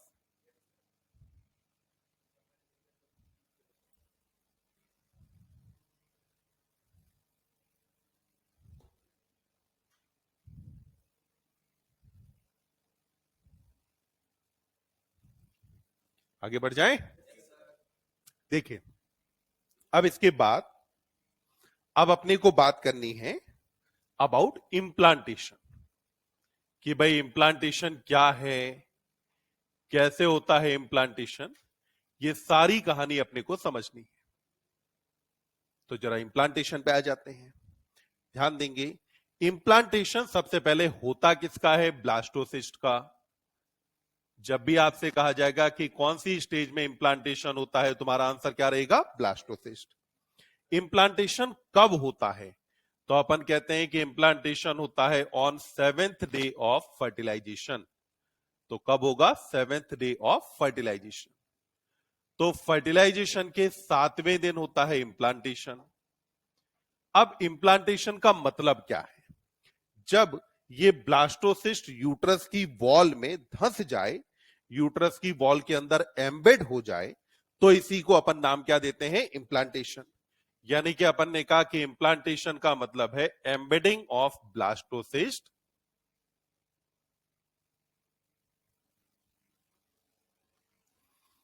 In wall of uterus. तो ब्लास्टोसिस्ट का वॉल ऑफ यूट्रस में एम्बेड हो जाना या धंस जाना क्या कहा जाता है, इम्प्लांटेशन कहते हैं। तो देखिए, इम्प्लांटेशन में सबसे पहले क्या होगा कि जो जोना पेलुसिडा है, ये जोना पेलुसिडा में now it develops a crack. तो जोना पेलुसिडा में अब डेवलप क्या हुआ, क्रैक। तो जोना पेलुसिडा में क्रैक डेवलप हुआ। ठीक, ये जब क्रैक डेवलप हुआ, अब क्रैक डेवलप क्यों हुआ, बनी किसकी थी, ग्लाइकोप्रोटीन की बनी हुई थी जोना पेलुसिडा। जोना पेलुसिडा को बने हुए भी अगर हम मान लें कि ग्रेफियन फॉलिकल स्टेज में बनी थी, तो इसका मतलब है जोना पेलुसिडा को बने हुए आराम से लगभग 10 दिन के आसपास हो चुके हैं। अब इतने टाइम में धीमे धीमे करके जोना पेलुसिडा क्या होती जाएगी, हार्ड, या आगे आगे मूव करती जा रही है। तो अब जोना पेलुसिडा क्या होता है, चटक जाती है। तो जोना पेलुसिडा में क्रैक डेवलप हुआ। जो ये क्रैक डेवलप हुआ, इस क्रैक से ही तो अपन ने कहा कि फ्रॉम हियर जो ब्लास्टोसिस्ट है, दिस ब्लास्टोसिस्ट कम्स आउट। तो यहां से ब्लास्टोसिस्ट क्या आ गया, बाहर। तो अब जो ब्लास्टोसिस्ट है वो आ गया जोना पेलुसिडा के बाहर। बाहर आने पर अब देखिए क्या होता है। तो अपन ने कहा कि जैसे मान लेते हैं ये एंडोमीट्रियम की सेल्स हैं। तो ये सेल किसकी है बेटा, एंडोमीट्रियम की। तो अपन ने कहा कि दीज आर एंडोमीट्रियल सेल्स। अब ये जो एंडोमीट्रियम की सेल्स हैं, इन एंडोमीट्रियल सेल्स के कांटेक्ट में कौन आने वाला है? तो अपन ने कहा ब्लास्टोसिस्ट। अब ध्यान देना, जब ब्लास्टोसिस्ट इसके कांटेक्ट में आता है तो ये कुछ ऐसे कांटेक्ट में आता है कि इसका जो इनर सेल मास है वो आगे की तरफ रहेगा। इनर सेल मास कहां रहेगा? आगे की तरफ। यानी कि एंडोमीट्रियम के कांटेक्ट में कौन आता है? Inner cell mass. वैसे एक मिनट ना, अब देखो मैंने क्या कहा कि ओरिएंटेशन क्या होता है कि इधर क्या रहेगा? इनर सेल मास किधर आया? इसके पास की तरफ। ठीक, क्यों आया? ये इसलिए आता है क्योंकि यहां पे ये जो सेल्स है ना इनर सेल मास के कांटेक्ट में, जैसे कि मान लो मैंने कहा कि जिसके अंदर मैंने ग्रीन कलर के डॉट्स बनाए, तो ये वाली जो सेल इनर सेल मास के कांटेक्ट में है, इन सेल्स को बेटा अपन नाम देते हैं सेल्स ऑफ रॉबर। क्या कहा जाता है? Cells of Rauber. तो इसे सेल्स ऑफ रॉबर कहते हैं, एनसीईआरटी ने नाम नहीं दिया है। और ये सेल्स ऑफ रॉबर होती है फैगोसाइटिक। सेल्स ऑफ रॉबर क्या है? फैगोसाइटिक होती है। जब तक यहां फैगोसाइटिक सेल नहीं होगी तब तक एंडोमीट्रियम को कोई डैमेज नहीं होगी। अब ये सेल्स ऑफ रॉबर ने क्या किया? एंडोमीट्रियम को डैमेज करना शुरू किया। जब इसने एंडोमीट्रियम को डैमेज करना शुरू किया तो अब देखो एंडोमीट्रियम कुछ ऐसे करके डैमेज हुई, और एंडोमीट्रियम के ऐसे डैमेज होने पर जब एंडोमीट्रियम को हो रहा है नुकसान, एंडोमीट्रियम हो रही है डैमेज, तो बोलो क्या एंडोमीट्रियम खुद को रिपेयर करने की कोशिश करे कि नहीं? करनी चाहिए। अब अगर रिपेयर करना है तो एंडोमीट्रियम की सेल्स को प्रोलिफरेट करना पड़ेगा। एंडोमीट्रियम की सेल्स ने अब शुरू किया प्रोलिफरेशन, पर यहां बीच में आ गया है ब्लास्टोसिस्ट, तो इसकी वजह से अब एंडोमीट्रियम की सेल इधर से प्रोलिफरेट करते हुए ऐसे करके ये ब्लास्टोसिस्ट को क्या कर लेती हैं? कवर। तो अब जो ब्लास्टोसिस्ट है वो अब किसके अंदर धंस गया है? एंडोमीट्रियम में। मतलब तरीका ये है कि एंडोमीट्रियम के पास पहुंचो, एंडोमीट्रियम को थोड़ा सा नुकसान पहुंचाओ, एंडोमीट्रियम डिवाइड करेगी, और इसके डिवाइड करने की वजह से अब एंडोमीट्रियम आपको यहां कवर कर लेगी। जब एंडोमीट्रियम ने कवर कर लिया तो इसी प्रोसेस को आपने क्या नाम दिया? इम्प्लांटेशन। तो यानी कि जब इम्प्लांटेशन हो जाता है तो ब्लास्टोसिस्ट एंडोमीट्रियल सेल से कवर्ड होता है कि नहीं? ब्लास्टोसिस्ट एंडोमीट्रियल सेल से क्या है? कवर्ड होता है। तो ब्लास्टोसिस्ट अब कवर्ड किससे हो गया? एंडोमीट्रियल सेल से। जब ये ब्लास्टोसिस्ट एंडोमीट्रियल सेल से कवर्ड हो गया तो अब आपने कहा कि क्या हो गया? इम्प्लांटेशन। और फिर अपन कहते हैं कि पोस्ट इम्प्लांटेशन, जैसे ही इम्प्लांटेशन हुआ तो इम्प्लांटेशन होते ही फिर अपन क्या नाम देते हैं इसको? प्रेगनेंसी। क्या इम्प्लांटेशन से पहले प्रेगनेंसी कहते हैं? नहीं। जब इम्प्लांटेशन हो जाएगा तो अब आपने क्या कहा कि यहां पे क्या एस्टेब्लिश हो गया? प्रेगनेंसी। मीनवाइल ये जो यहां ट्रोफोब्लास्ट सेल हैं, ये जो ट्रोफोब्लास्ट सेल हैं, अब ये ट्रोफोब्लास्ट सेल सेक्रीट करती है एक हार्मोन।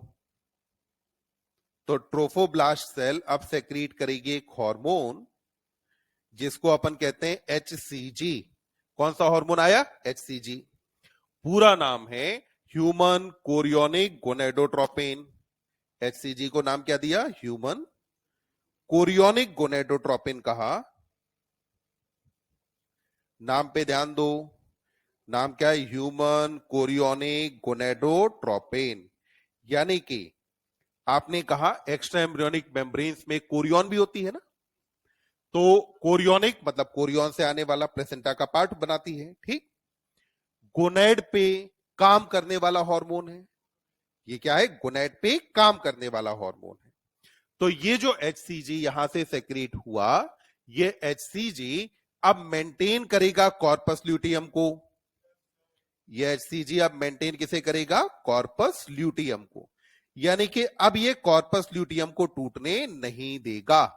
मतलब समझिएगा, अगर ये HCG नहीं आया होता तो प्रोजेस्टेरोन के हाई लेवल की वजह से जो नेगेटिव फीडबैक था, उस नेगेटिव फीडबैक ने LH का सेक्रेशन बंद करा दिया होता। LH के ना आने पे कॉर्पस ल्यूटियम टूट जाता, और कॉर्पस ल्यूटियम के टूटते ही प्रोजेस्टेरोन गया, मतलब एंडोमेट्रियम टूट गई।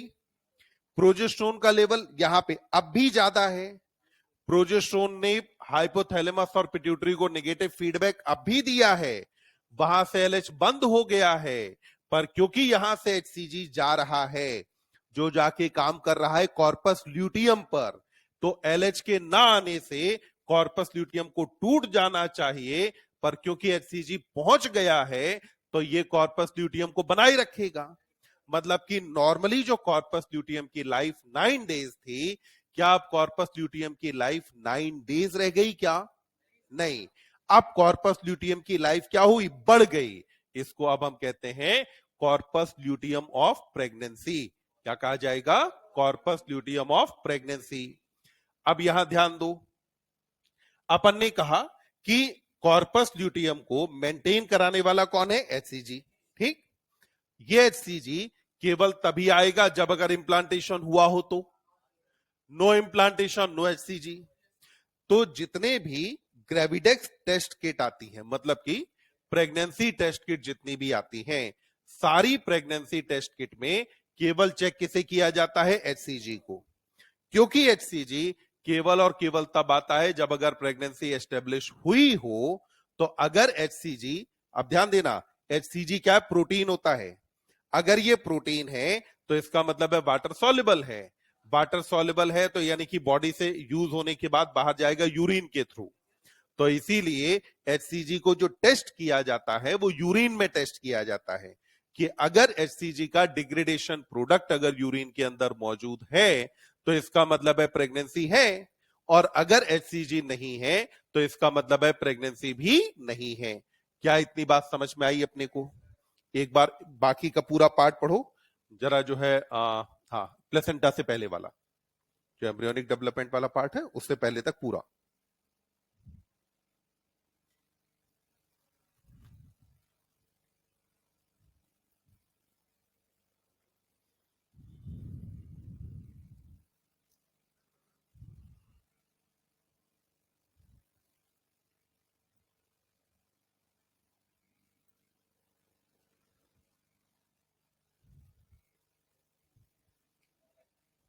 क्या बेटा? ये अभी अपन बात करेंगे ना कि प्लेसेंटा बनता कैसे है, कि फिंगर लाइक प्रोजेक्शन वगैरह कैसे डेवलप होंगे, क्या क्या चीजें होंगी। हम्म, हाँ, अभी ऊपर वाला बस। अभी अपन ने क्या कहा कि ये जो था इसका नाम क्या है? ट्रोफोब्लास्ट।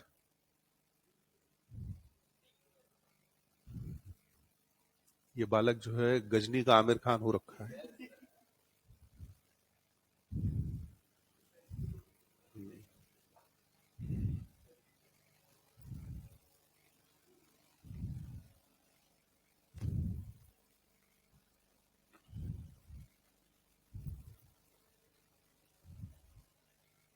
डन।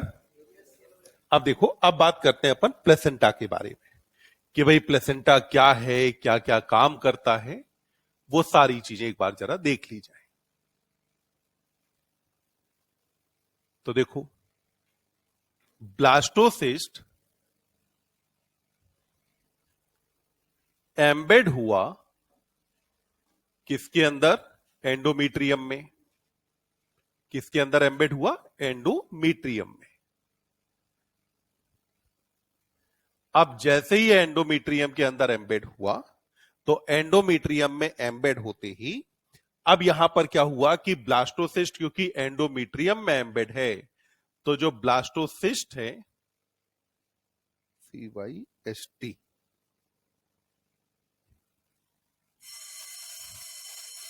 तो ये जो ब्लास्टोसिस्ट यहां पे एम्बेड हुआ यूट्रस के एंडोमीट्रियम के अंदर, तो अब जो ब्लास्टोसिस्ट है now it will be surrounded by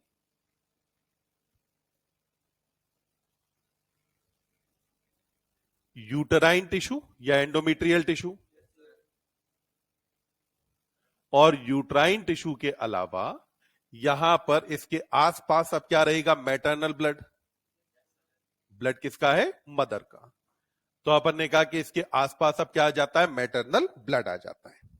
तो अब यहां पे क्या होगा कि ये जो मैटरनल ब्लड है यहां से अब इसको न्यूट्रिशन मिलना शुरू हुआ, पर अभी काम चलेगा नहीं। अभी क्या करना होगा कि अब ये जो ब्लास्टोसिस्ट है ये ट्रोफोब्लास्ट अब डेवलप करती है फिंगर लाइक प्रोजेक्शन। ट्रोफोब्लास्ट ने बेटा डेवलप क्या किया? Finger like projection. तो ट्रोफोब्लास्ट से अब डेवलप हुए फिंगर लाइक प्रोजेक्शन, और ये जो फिंगर लाइक प्रोजेक्शन यहां डेवलप हुए इनको नाम देते हैं कोरियोनिक विलाई। क्या कहा जाता है? कोरियोनिक विलाई कहते हैं। तो हमने कहा कि यहां साफ फिंगर लाइक प्रोजेक्शन डेवलप हुए और इन फिंगर लाइक प्रोजेक्शंस को ही आपने क्या नाम दिया? Chorionic villi. जब अगर ब्लास्टोसिस्ट सराउंडेड था यूट्राइन टिश्यू के साथ, तो यहां इसका मतलब हुआ कि ये जो कोरियोनिक विलाई है, दिस कोरियोनिक विलाई, ध्यान रखो इसका फॉर्मेशन किसकी तरफ से हुआ है? एम्ब्रियो की तरफ से। वहीं पर आपने कहा कि ये जो कोरियोनिक विलाई है ये सराउंडेड है यूट्राइन टिश्यू से, so it is surrounded by uterine tissue, और यूटराइन टिश्यू के अलावा मैटरनल ब्लड, तो यूट्राइन टिश्यू और मैटरनल ब्लड के साथ सराउंडेड है। ठीक, जब ये इससे सराउंडेड है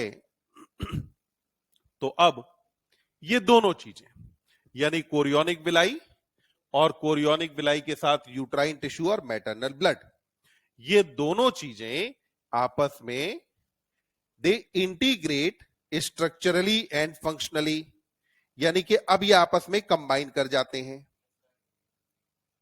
तो ये स्ट्रक्चरली और फंक्शनली आपस में इंटीग्रेट किए।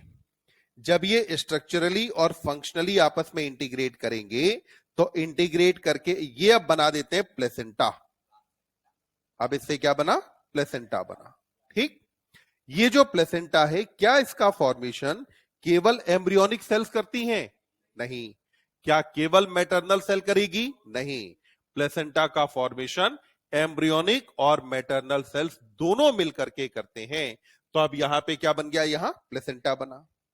ये जो प्लेसेंटा बना, अब ये प्लेसेंटा मेटाबॉलिकली उतना ही एक्टिव होता है जितना एक्टिव एम्ब्रियो है। एम्ब्रियो में जितना जो कुछ चल रहा है उसी स्पीड पे उतनी ही तेज सारी चीजें कहां चल रही हैं? प्लेसेंटा पर। अब देखो प्लेसेंटा के काम। सबसे पहला, प्लेसेंटा यहां पर सेपरेट करता है मैटरनल और फीटल सर्कुलेशन को। तो प्लेसेंटा ने सेपरेट किया maternal and foetal circulation. Erythroblastosis fetalis याद आता है? हम कहते हैं ना कि पहली प्रेगनेंसी में क्योंकि प्लेसेंटा बीच में है तो मैटरनल और फीटल ब्लड एक दूसरे के कांटेक्ट में नहीं आएंगे, तो पहली प्रेगनेंसी में कोई समस्या नहीं होगी। तो अगर कभी आपसे कहा जाए कि क्या मैटरनल और फीटल ब्लड की आपस में मिक्सिंग होती है? नहीं, यहां कोई मिक्सिंग नहीं होती। मदर का ब्लड अलग है, फीटस का ब्लड अलग है। मतलब ये मान लो प्लेसेंटा है तो प्लेसेंटा के इधर फीटस का ब्लड है, इधर मदर का ब्लड है, दोनों के बीच में एक्सचेंज तो होगा, पर क्या दोनों के ब्लड की कभी मिक्सिंग होगी? नहीं। तो क्या मदर और फीटस का ब्लड ग्रुप अलग अलग हो सकता है? हाँ, यहां आपस में कोई मिक्सिंग कभी होनी ही नहीं है। फिर आपने कहा कि ये न केवल सेपरेट कर रहा है बल्कि ये प्लेसेंटा कराता है एक्सचेंज ऑफ, अपन क्या न्यूट्रिएंट का एक्सचेंज कराएगा? न्यूट्रिएंट के अलावा ऑक्सीजन का, अदर हम गैसेज लेते हैं कि भाई O2 CO2 दोनों का, और जितना भी एक्सक्रीटरी प्रोडक्ट है उसका भी एक्सचेंज कराएगा। तो यहां न्यूट्रिएंट, गैसेस और एक्सक्रीटरी प्रोडक्ट, इन चीजों का एक्सचेंज कराना काम किसका है? प्लेसेंटा का। तो मतलब प्लेसेंटा एक्सचेंज तो कराता है, पर क्या प्लेसेंटा दोनों के ब्लड को मिलने देता है? नहीं, प्लेसेंटा दोनों के ब्लड को मिलने नहीं देता है। फिर देखिए, प्लेसेंटा अपने आप में एक टेम्परेरी एंडोक्राइन ग्लैंड भी है। प्लेसेंटा कुछ टाइम के लिए क्या है? एंडोक्राइन ग्लैंड है। तो आपने कहा कि प्लेसेंटा एक टेम्परेरी एंडोक्राइन ग्लैंड की तरह भी काम करता है। अब एंडोक्राइन ग्लैंड की तरह काम कर रहा है तो इससे आने वाले हार्मोन आप देखिए, प्लेसेंटा से HCG आया ही था, इसके अलावा प्लेसेंटा से आता है HPL, जिसको हम बोलते हैं प्लेसेंटल लैक्टोजन। तो कौन सा हार्मोन आया? Placental lactogen. प्लेसेंटल लैक्टोजन के अलावा यहां से आता है एस्ट्रोजन। क्या आने लगेगा? एस्ट्रोजन। और आने लगता है प्रोजेस्ट्रोन। और क्या आने लगा? प्रोजेस्ट्रोन। देखो रिलैक्सिन के बारे में तो एनसीईआरटी ने कहा ना कि ओवरी से रिलीज होता है, ठीक, प्लेसेंटा से तो नहीं कहा है। तो एनसीईआरटी कह रही है कि प्लेसेंटा से कितने हार्मोन आए? 4। कौन कौन आ गया? एचसीजी आ गया, एचपीएल आया, एस्ट्रोजन आया और प्रोजेस्ट्रोन आया। अब ध्यान देंगे, जब तक प्लेसेंटा छोटा है तब तक एस्ट्रोजन और प्रोजेस्ट्रोन कम आ रहे होंगे। तो इसका मतलब है एस्ट्रोजन प्रोजेस्ट्रोन का अभी तो जो सोर्स है वो क्या है? ओवरी है।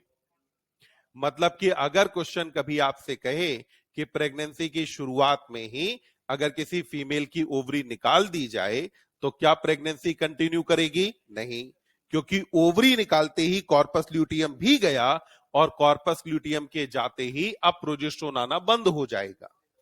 वहीं पर लगभग लगभग जब प्रेगनेंसी को 2 मंथ हो जाते हैं तब तक प्लेसेंटा भी बड़ा हो गया, सफिशिएंट अमाउंट ऑफ एस्ट्रोजन और प्रोजेस्टेरोन सेक्रीट करने लगा। अब अगर हम ओवरी को रिमूव करें तो ओवरी को रिमूव करने पर क्या प्रेगनेंसी टर्मिनेट होगी? नहीं, क्योंकि अब सफिशिएंटली एस्ट्रोजन और प्रोजेस्टेरोन का सेक्रेशन कौन करता रहेगा? प्लेसेंटा। तो प्लेसेंटा अपने आप में एक टेम्परेरी एंडोक्राइन ग्लैंड का भी काम कर रहा है। ये जो प्लेसेंटा है ये कनेक्टेड होता है फीटस से। प्लेसेंटा कनेक्टेड किसके साथ है? फीटस से। तो अपन ने कहा कि placenta is connected to fetus, और फीटस से कनेक्टेड किससे है? By umbilical cord. तो किससे कनेक्टेड रहेगा बेटा? Umbilical cord. तो अम्बिलिकल कॉर्ड के थ्रू प्लेसेंटा कनेक्टेड किसके साथ है? फीटस के साथ। तो प्लेसेंटा फीटस से कनेक्टेड है by means of umbilical cord. तो आपने कहा कि प्लेसेंटा के डिफरेंट फंक्शन हो गए, प्लेसेंटा क्या क्या काम करता है। ध्यान दें, इसके बाद एनसीईआरटी ने आपसे कहा है कि लेटर स्टेज ऑफ प्रेगनेंसी में कौन सा हार्मोन आने वाला है? तो लेटर स्टेज ऑफ प्रेगनेंसी में आने वाला है रिलैक्सिन।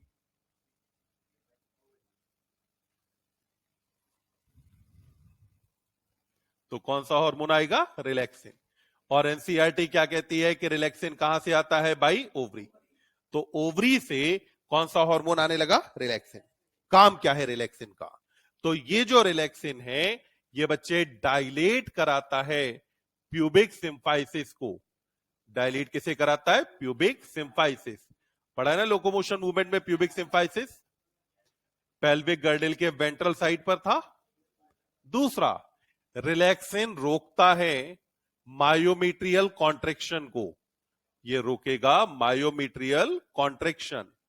अगर मायोमीट्रियम में गलती से भी कॉन्ट्रेक्शन हुआ, मान लो कभी अगर ऑक्सीटोसिन ज्यादा हो गया और मायोमीट्रियम ने कॉन्ट्रैक्ट किया, तो उस केस में फीटस की डेथ हो जाएगी। ऐसा ना हो इसको इंश्योर करने के लिए जरूरी है कि मायोमीट्रियम के कॉन्ट्रेक्शंस को क्या कर दिया जाए? रोक दिया जाए, मायोमीट्रियम को आगे कॉन्ट्रैक्ट ना करने दिया जाए। फिर एनसीईआरटी कहती है कि ड्यूरिंग प्रेगनेंसी कुछ और हार्मोन्स का भी लेवल ज्यादा होता है। तो कहा कि ड्यूरिंग प्रेगनेंसी कौन से हार्मोन्स का लेवल ज्यादा रहेगा? तो कहा कि प्रेगनेंसी के टाइम पर कहा कि एस्ट्रोजन का लेवल ज्यादा, प्रोजेस्टेरोन का लेवल ज्यादा, प्रोलैक्टिन का लेवल ज्यादा हो जाएगा, थायरोक्सिन का लेवल ज्यादा है और कॉर्टिसोल। तो प्रोलैक्टिन है, थायरोक्सिन है और थायरोक्सिन के अलावा लेवल किसका ज्यादा रहेगा? कॉर्टिसोल का। तो कॉर्टिसोल का लेवल भी क्या हो जाएगा यहां पर? ज्यादा। तो अपन ने कहा कि ये सारे हार्मोन के लेवल ज्यादा होते हैं और ये ज्यादा होने पर ये सपोर्ट करते हैं एम्ब्रियोनिक ग्रोथ को। तो ये सपोर्ट क्या करेगा? Embryonic growth. तो एम्ब्रियो की ग्रोथ को सपोर्ट करने के लिए यहां पर ये हार्मोन मौजूद होते हैं। तो अपन ने कहा, अब देखो इनके काम क्या क्या है। सबसे पहले एस्ट्रोजन का काम हम जानते हैं, एस्ट्रोजन प्रोजेस्टेरोन का, तो कि भाई प्रोजेस्टेरोन तो इटसेल्फ प्रेगनेंसी हार्मोन है ही।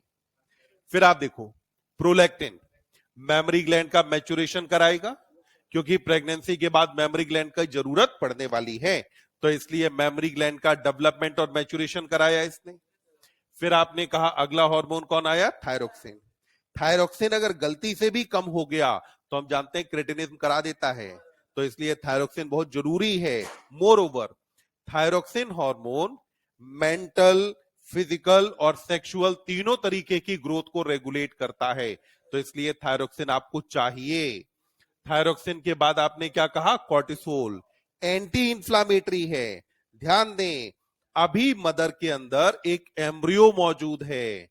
एम्ब्रियो का जेनेटिक मेकअप, एम्ब्रियो के एंटीजेंस मदर से मैच नहीं करेंगे। एम्ब्रियो के एंटीजन मदर से मैच नहीं करते। अगर एम्ब्रियो के एंटीजन बेटा मदर से मैच ही कर जाते तो उस केस में फिर तो ऑर्गन ट्रांसप्लांट की सारी समस्याएं खत्म हो जाती ना। हम रिजेक्शन ऑफ ग्राफ्ट में यही तो पढ़ते हैं ना कि जो एचएलए एंटीजन है वो ना तो पेरेंट्स के साथ मैच करते हैं ना सिबलिंग्स के साथ मैच करते हैं। अब मदर के अंदर अगर डिफरेंट एंटीजन वाला एम्ब्रियो है और कहीं गलती से मदर के इम्यून सिस्टम ने काम कर दिया तो वो एम्ब्रियो को तो निपटा देगा। तो मदर के इम्यून सिस्टम को क्या करना है? सप्रेस। अगर सप्रेस करना है तो कौन सा हार्मोन काम आएगा? कॉर्टिसोल।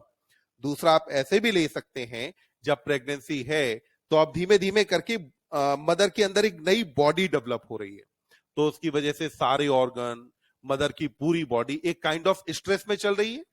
और जब भी अगर प्रोलॉन्ग्ड स्ट्रेस की बात आती है तो ये कॉर्टिसोल हार्मोन सेक्रीट होता है।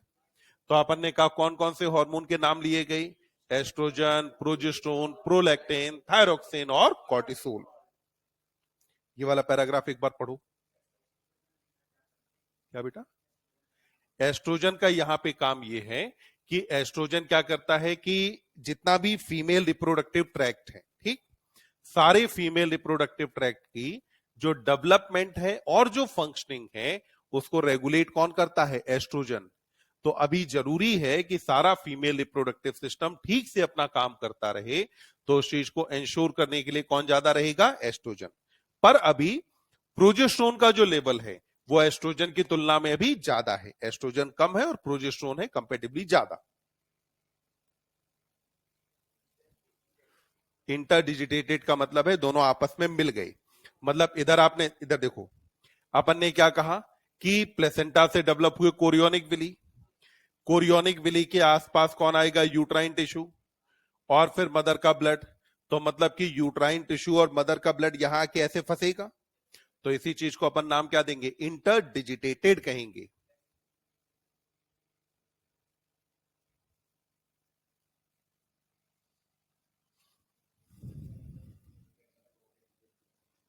जब तक,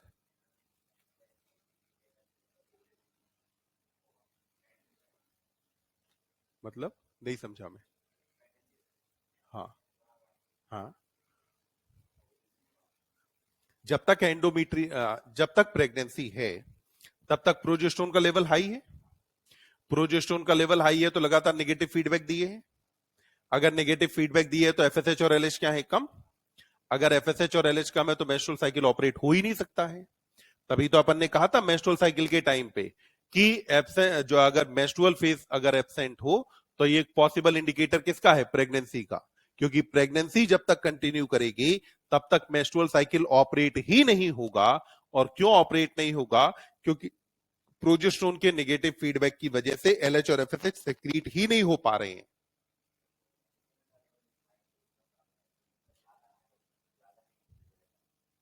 नहीं, वो ज्यादा नेगेटिव फीडबैक देने के लिए हाई नहीं है।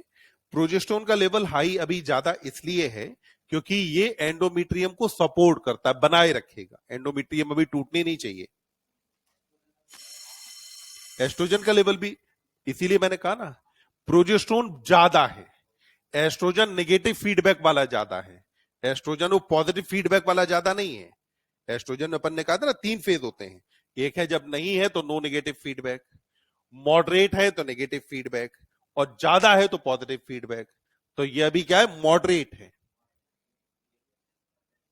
ये भी एलएच और एफएसएच को सप्रेस करके रखेगा। तभी सारे मेस्ट्रुअल साइकिल के फेजेस अभी रुके हुए हैं, कोई फेज ऑपरेट नहीं हो रहा।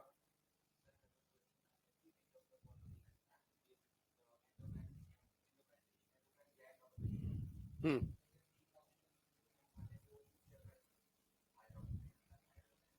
हम्म। क्यों ऐसा क्वेश्चन बनेगा क्यों? अगर जो भी नहीं, अगर चार में से मान लो मुझे कभी भी करना हो, अगर मान लो एक स्टेटमेंट मुझसे कहता है कि pituitary, thyroid and parathyroid are endocrine glands, while while placenta has no endocrine role, तो फिर प्लेसेंटा को आप वहां कैसे रख सकते हो? तो स्टेटमेंट ही गलत हो गया ना।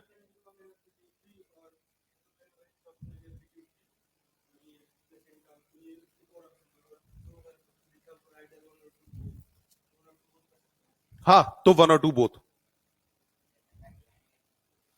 प्लेसेंटा को अपन एक ऑर्गन मानते हैं, ठीक?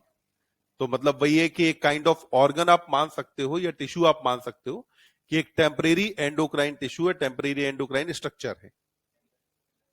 टेम्परेरी इसलिए कहा जाता है क्योंकि ये केवल प्रेगनेंसी के टाइम पे ही है, थ्रू आउट द लाइफ नहीं होता। तो इसीलिए प्लेसेंटा को अपन मानते हैं टेम्परेरी।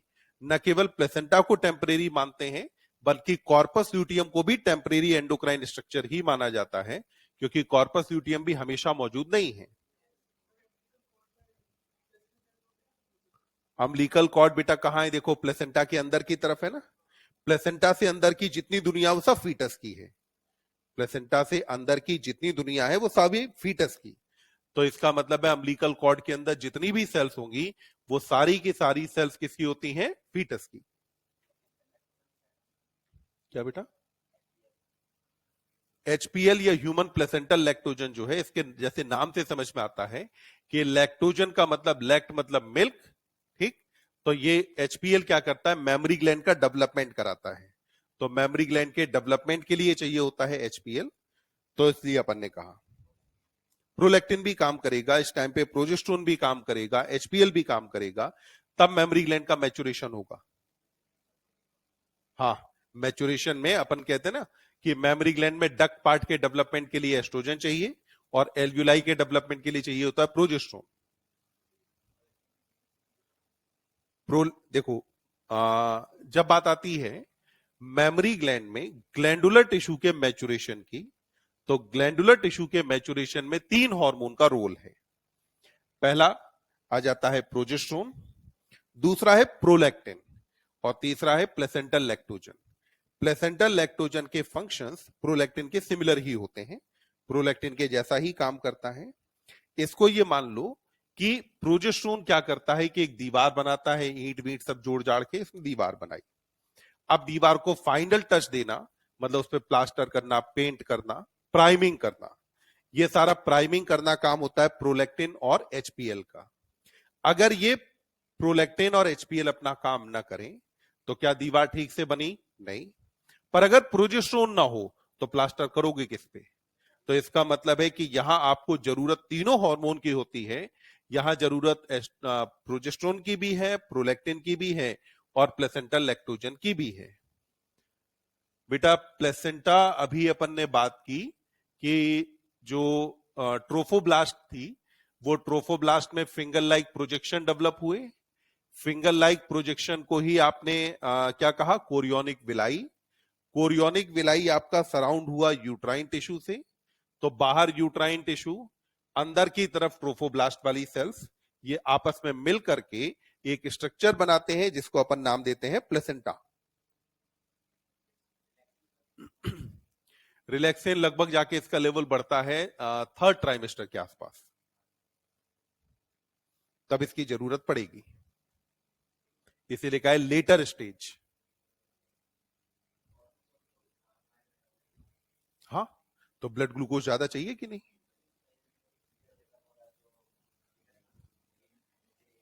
नहीं, कॉर्टिसोल का पर्पस है कि मदर का इम्यून सिस्टम कहीं गलती से फीटस के अगेंस्ट काम ना कर ले, तो इसलिए मदर के इम्यून सिस्टम को रोक के रखना कि इसके अगेंस्ट काम नहीं करना है। क्या बेटा? नहीं, न्यूट्रिएंट वगैरह चाहिए उसमें हेल्प करने के लिए तो फिर कई सारे हार्मोन हैं, जैसे थायरोक्सिन भी तो इटसेल्फ ब्लड ग्लूकोज बढ़ाएगा ही। कॉर्टिसोल का भी काम है ब्लड ग्लूकोज बढ़ाना। तो कॉर्टिसोल का वो फंक्शन उतना इंपॉर्टेंट नहीं है। मेन जब भी कहा जाए कॉर्टिसोल क्यों आया, तो कॉर्टिसोल का मेन पर्पस है कि फीटस के मौजूद होने की वजह से मदर का इम्यून सिस्टम कहीं कोई रेस्पॉन्स ना शो करने लगे, उसको रोकना काम है कॉर्टिसोल का। तो लेवल बढ़ेगा ना, मतलब लेवल नॉर्मल से क्या होगा, थोड़ा सा ज्यादा। हाइपर थायरॉइडिज्म वाला ज्यादा नहीं होगा। यहां लेवल इसलिए बढ़ा के रखा है जिससे कि अगर इसका लेवल कहीं गलती से कम हुआ तो क्रिटिनिज्म करा देता है ये। तो कहीं गलती से मान लो फीटस के अंदर कम सेक्रीट हो रहा हो, मदर में कम सेक्रीट हो रहा हो, तो नॉर्मल स्टेज से थोड़ा सा बढ़ा देते हैं। तो अब देखिए, अब इधर क्या हुआ, वापस से आ जाते हैं एम्ब्रियोनिक डेवलपमेंट पे। तो एम्ब्रियोनिक डेवलपमेंट में अभी तक आपने क्या बनाया था, ब्लास्टोसिस्ट। और ये जो ब्लास्टोसिस्ट था, इस ब्लास्टोसिस्ट में ट्रोफोब्लास्ट से जो कुछ बना वो तो हमने बात करी करी, ठीक। अब इस ब्लास्टोसिस्ट में मौजूद था इनर सेल मास। ब्लास्टोसिस्ट में क्या था, इनर सेल मास था। अब ये जो इनर सेल मास है, इस इनर सेल मास की सेल्स में होते हैं कुछ मॉर्फोजेनेटिक मूवमेंट। इसके अंदर क्या होते हैं, मॉर्फोजेनेटिक मूवमेंट कहे जाते हैं। तो इनको अपन नाम देते हैं, कुछ मॉर्फोजेनेटिक मूवमेंट हुए।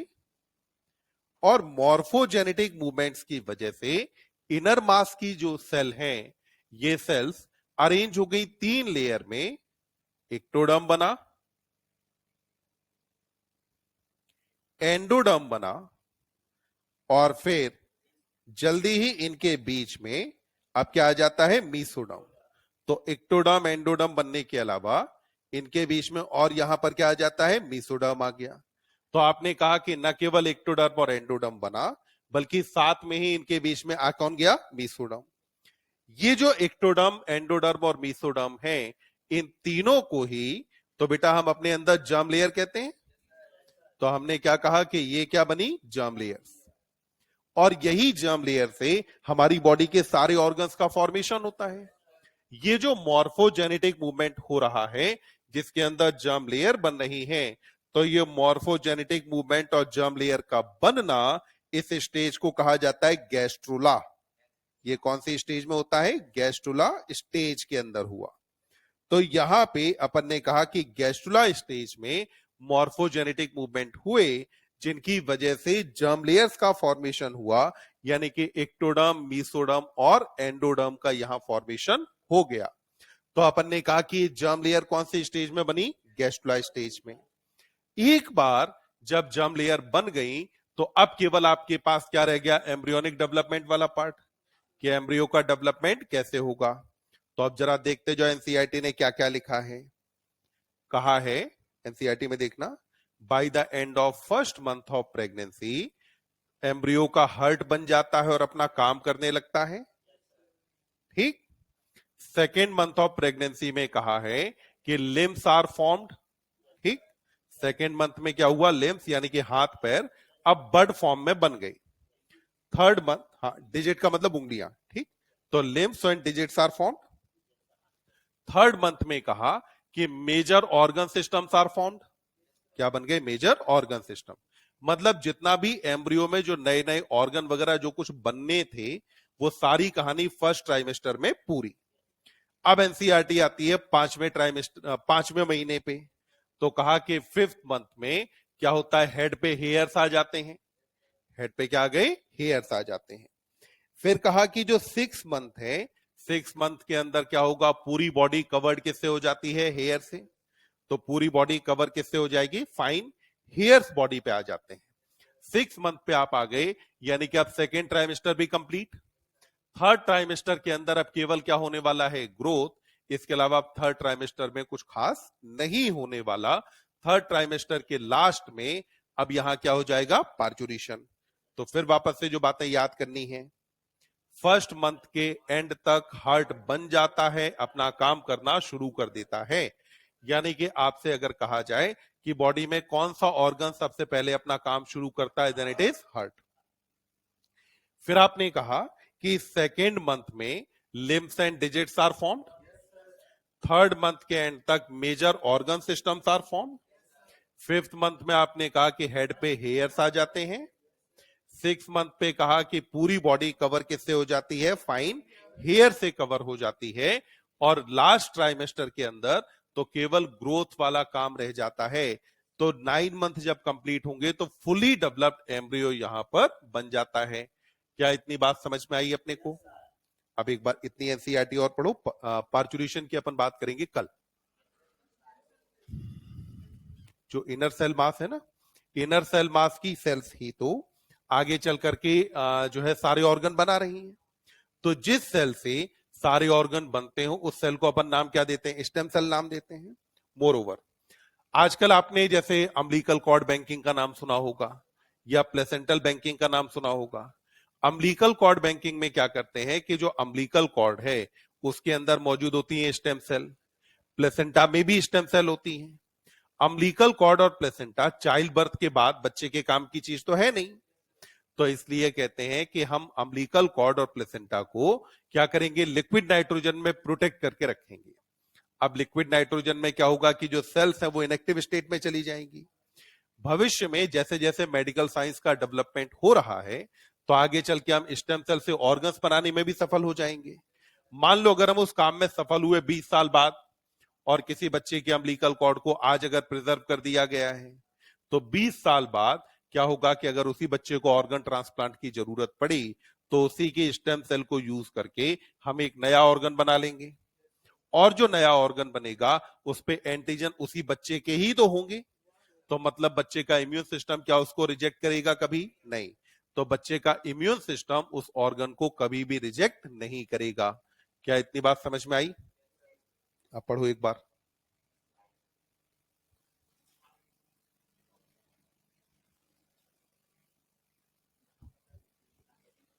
हाँ,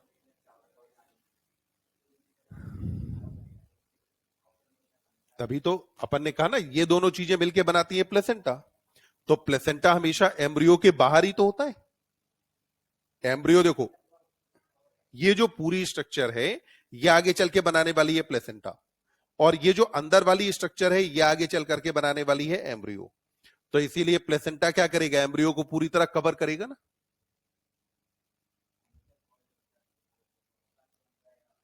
अभी देखो, एनसीईआरटी ने इसमें बहुत सारी चीजें खाई हैं, तबीयत से खाई हैं। ठीक, कायदे से होता यह है कि यहाँ जो ये ब्लास्टोसिस्ट बना है इसमें जो सेल्स ऑफ रॉबर है वो 2 लेयर में डिवाइड करती है। अंदर वाले को बोलते हैं साइटोट्रोफोब्लास्ट, बाहर वाले को बोलते हैं सिंक्टियोट्रोफोब्लास्ट। सिंक्टियोट्रोफोब्लास्ट काम में आता है इम्प्लांटेशन के, अब अंदर रह गया साइटोट्रोफोब्लास्ट। फिर उसमें क्या होता है कि अब यहां पर आगे जो होगा कि जो इनर सेल मास है ना, इसकी सेल अब एक लेयर में यहां अरेंज होगी। ठीक, आगे चल के एक लेयर में अरेंज होती है।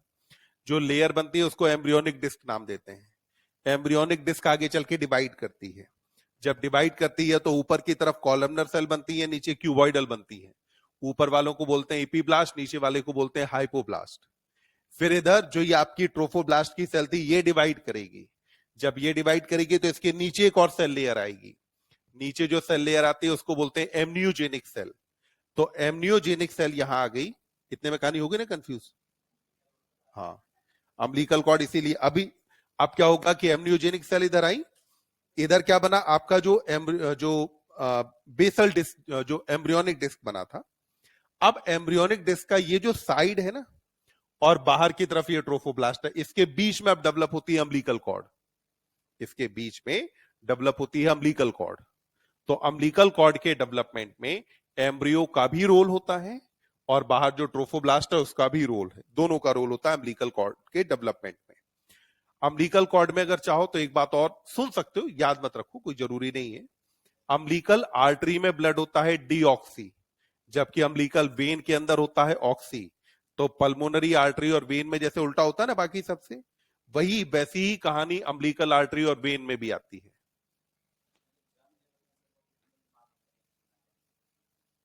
जर्म लेयर लगभग लगभग बन जाती है इम्प्लांटेशन के करीब 5-7 दिन बाद।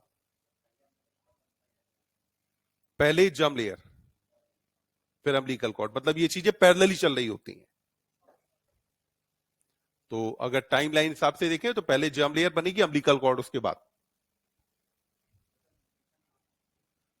तब तक ये पूरा ट्रोफोब्लास्ट है ना, जो ट्रोफोब्लास्ट है, ट्रोफोब्लास्ट से इधर उधर चिपका इनर सेल मास, यही तो सेल लेयर बनी है ना। तो क्या होगा कि यहां से न्यूट्रिशन मिलेगा। दूसरा, यहां जो ट्रोफोब्लास्ट की सेल है उसने यहां फ्लूइड सेक्रीट किया है, तो जो फ्लूइड सेक्रीट किया उसमें भी न्यूट्रिएंट है, तो वहां से न्यूट्रिएंट मिल जाएंगे।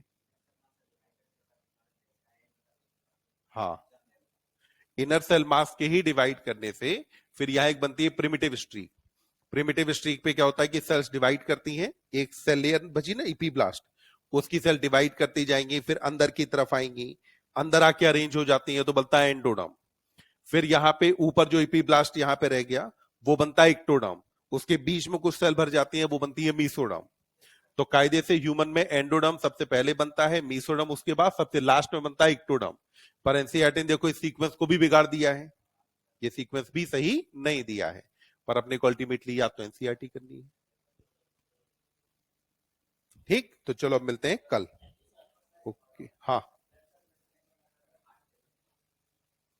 नहीं, जब एम्ब्रियो में, इसीलिए सबसे पहले हार्ट बना, हार्ट बना सबसे पहले, और हार्ट ने अपना काम करना शुरू किया तो ब्लड सर्कुलेशन स्टार्ट हो गया। जब ये एम्ब्रियो लगभग 1 महीने का रहा होगा, जब तक हार्ट अपना काम नहीं कर रहा था, तब तक एम्ब्रियो भी तो छोटा रहा होगा। अगर हम एनिमल्स में देखें तो जब एनिमल्स बड़े हुए तभी तो उन्हें ब्लड सर्कुलेशन की जरूरत पड़ी। तो इनिशियली जब तक एम्ब्रियो काफी छोटा है तब तक इसे एज सच ब्लड सर्कुलेशन की जरूरत नहीं होती है। जब एम्ब्रियो जैसे बड़ा होगा तो इसे ब्लड सर्कुलेशन की जरूरत पड़ेगी।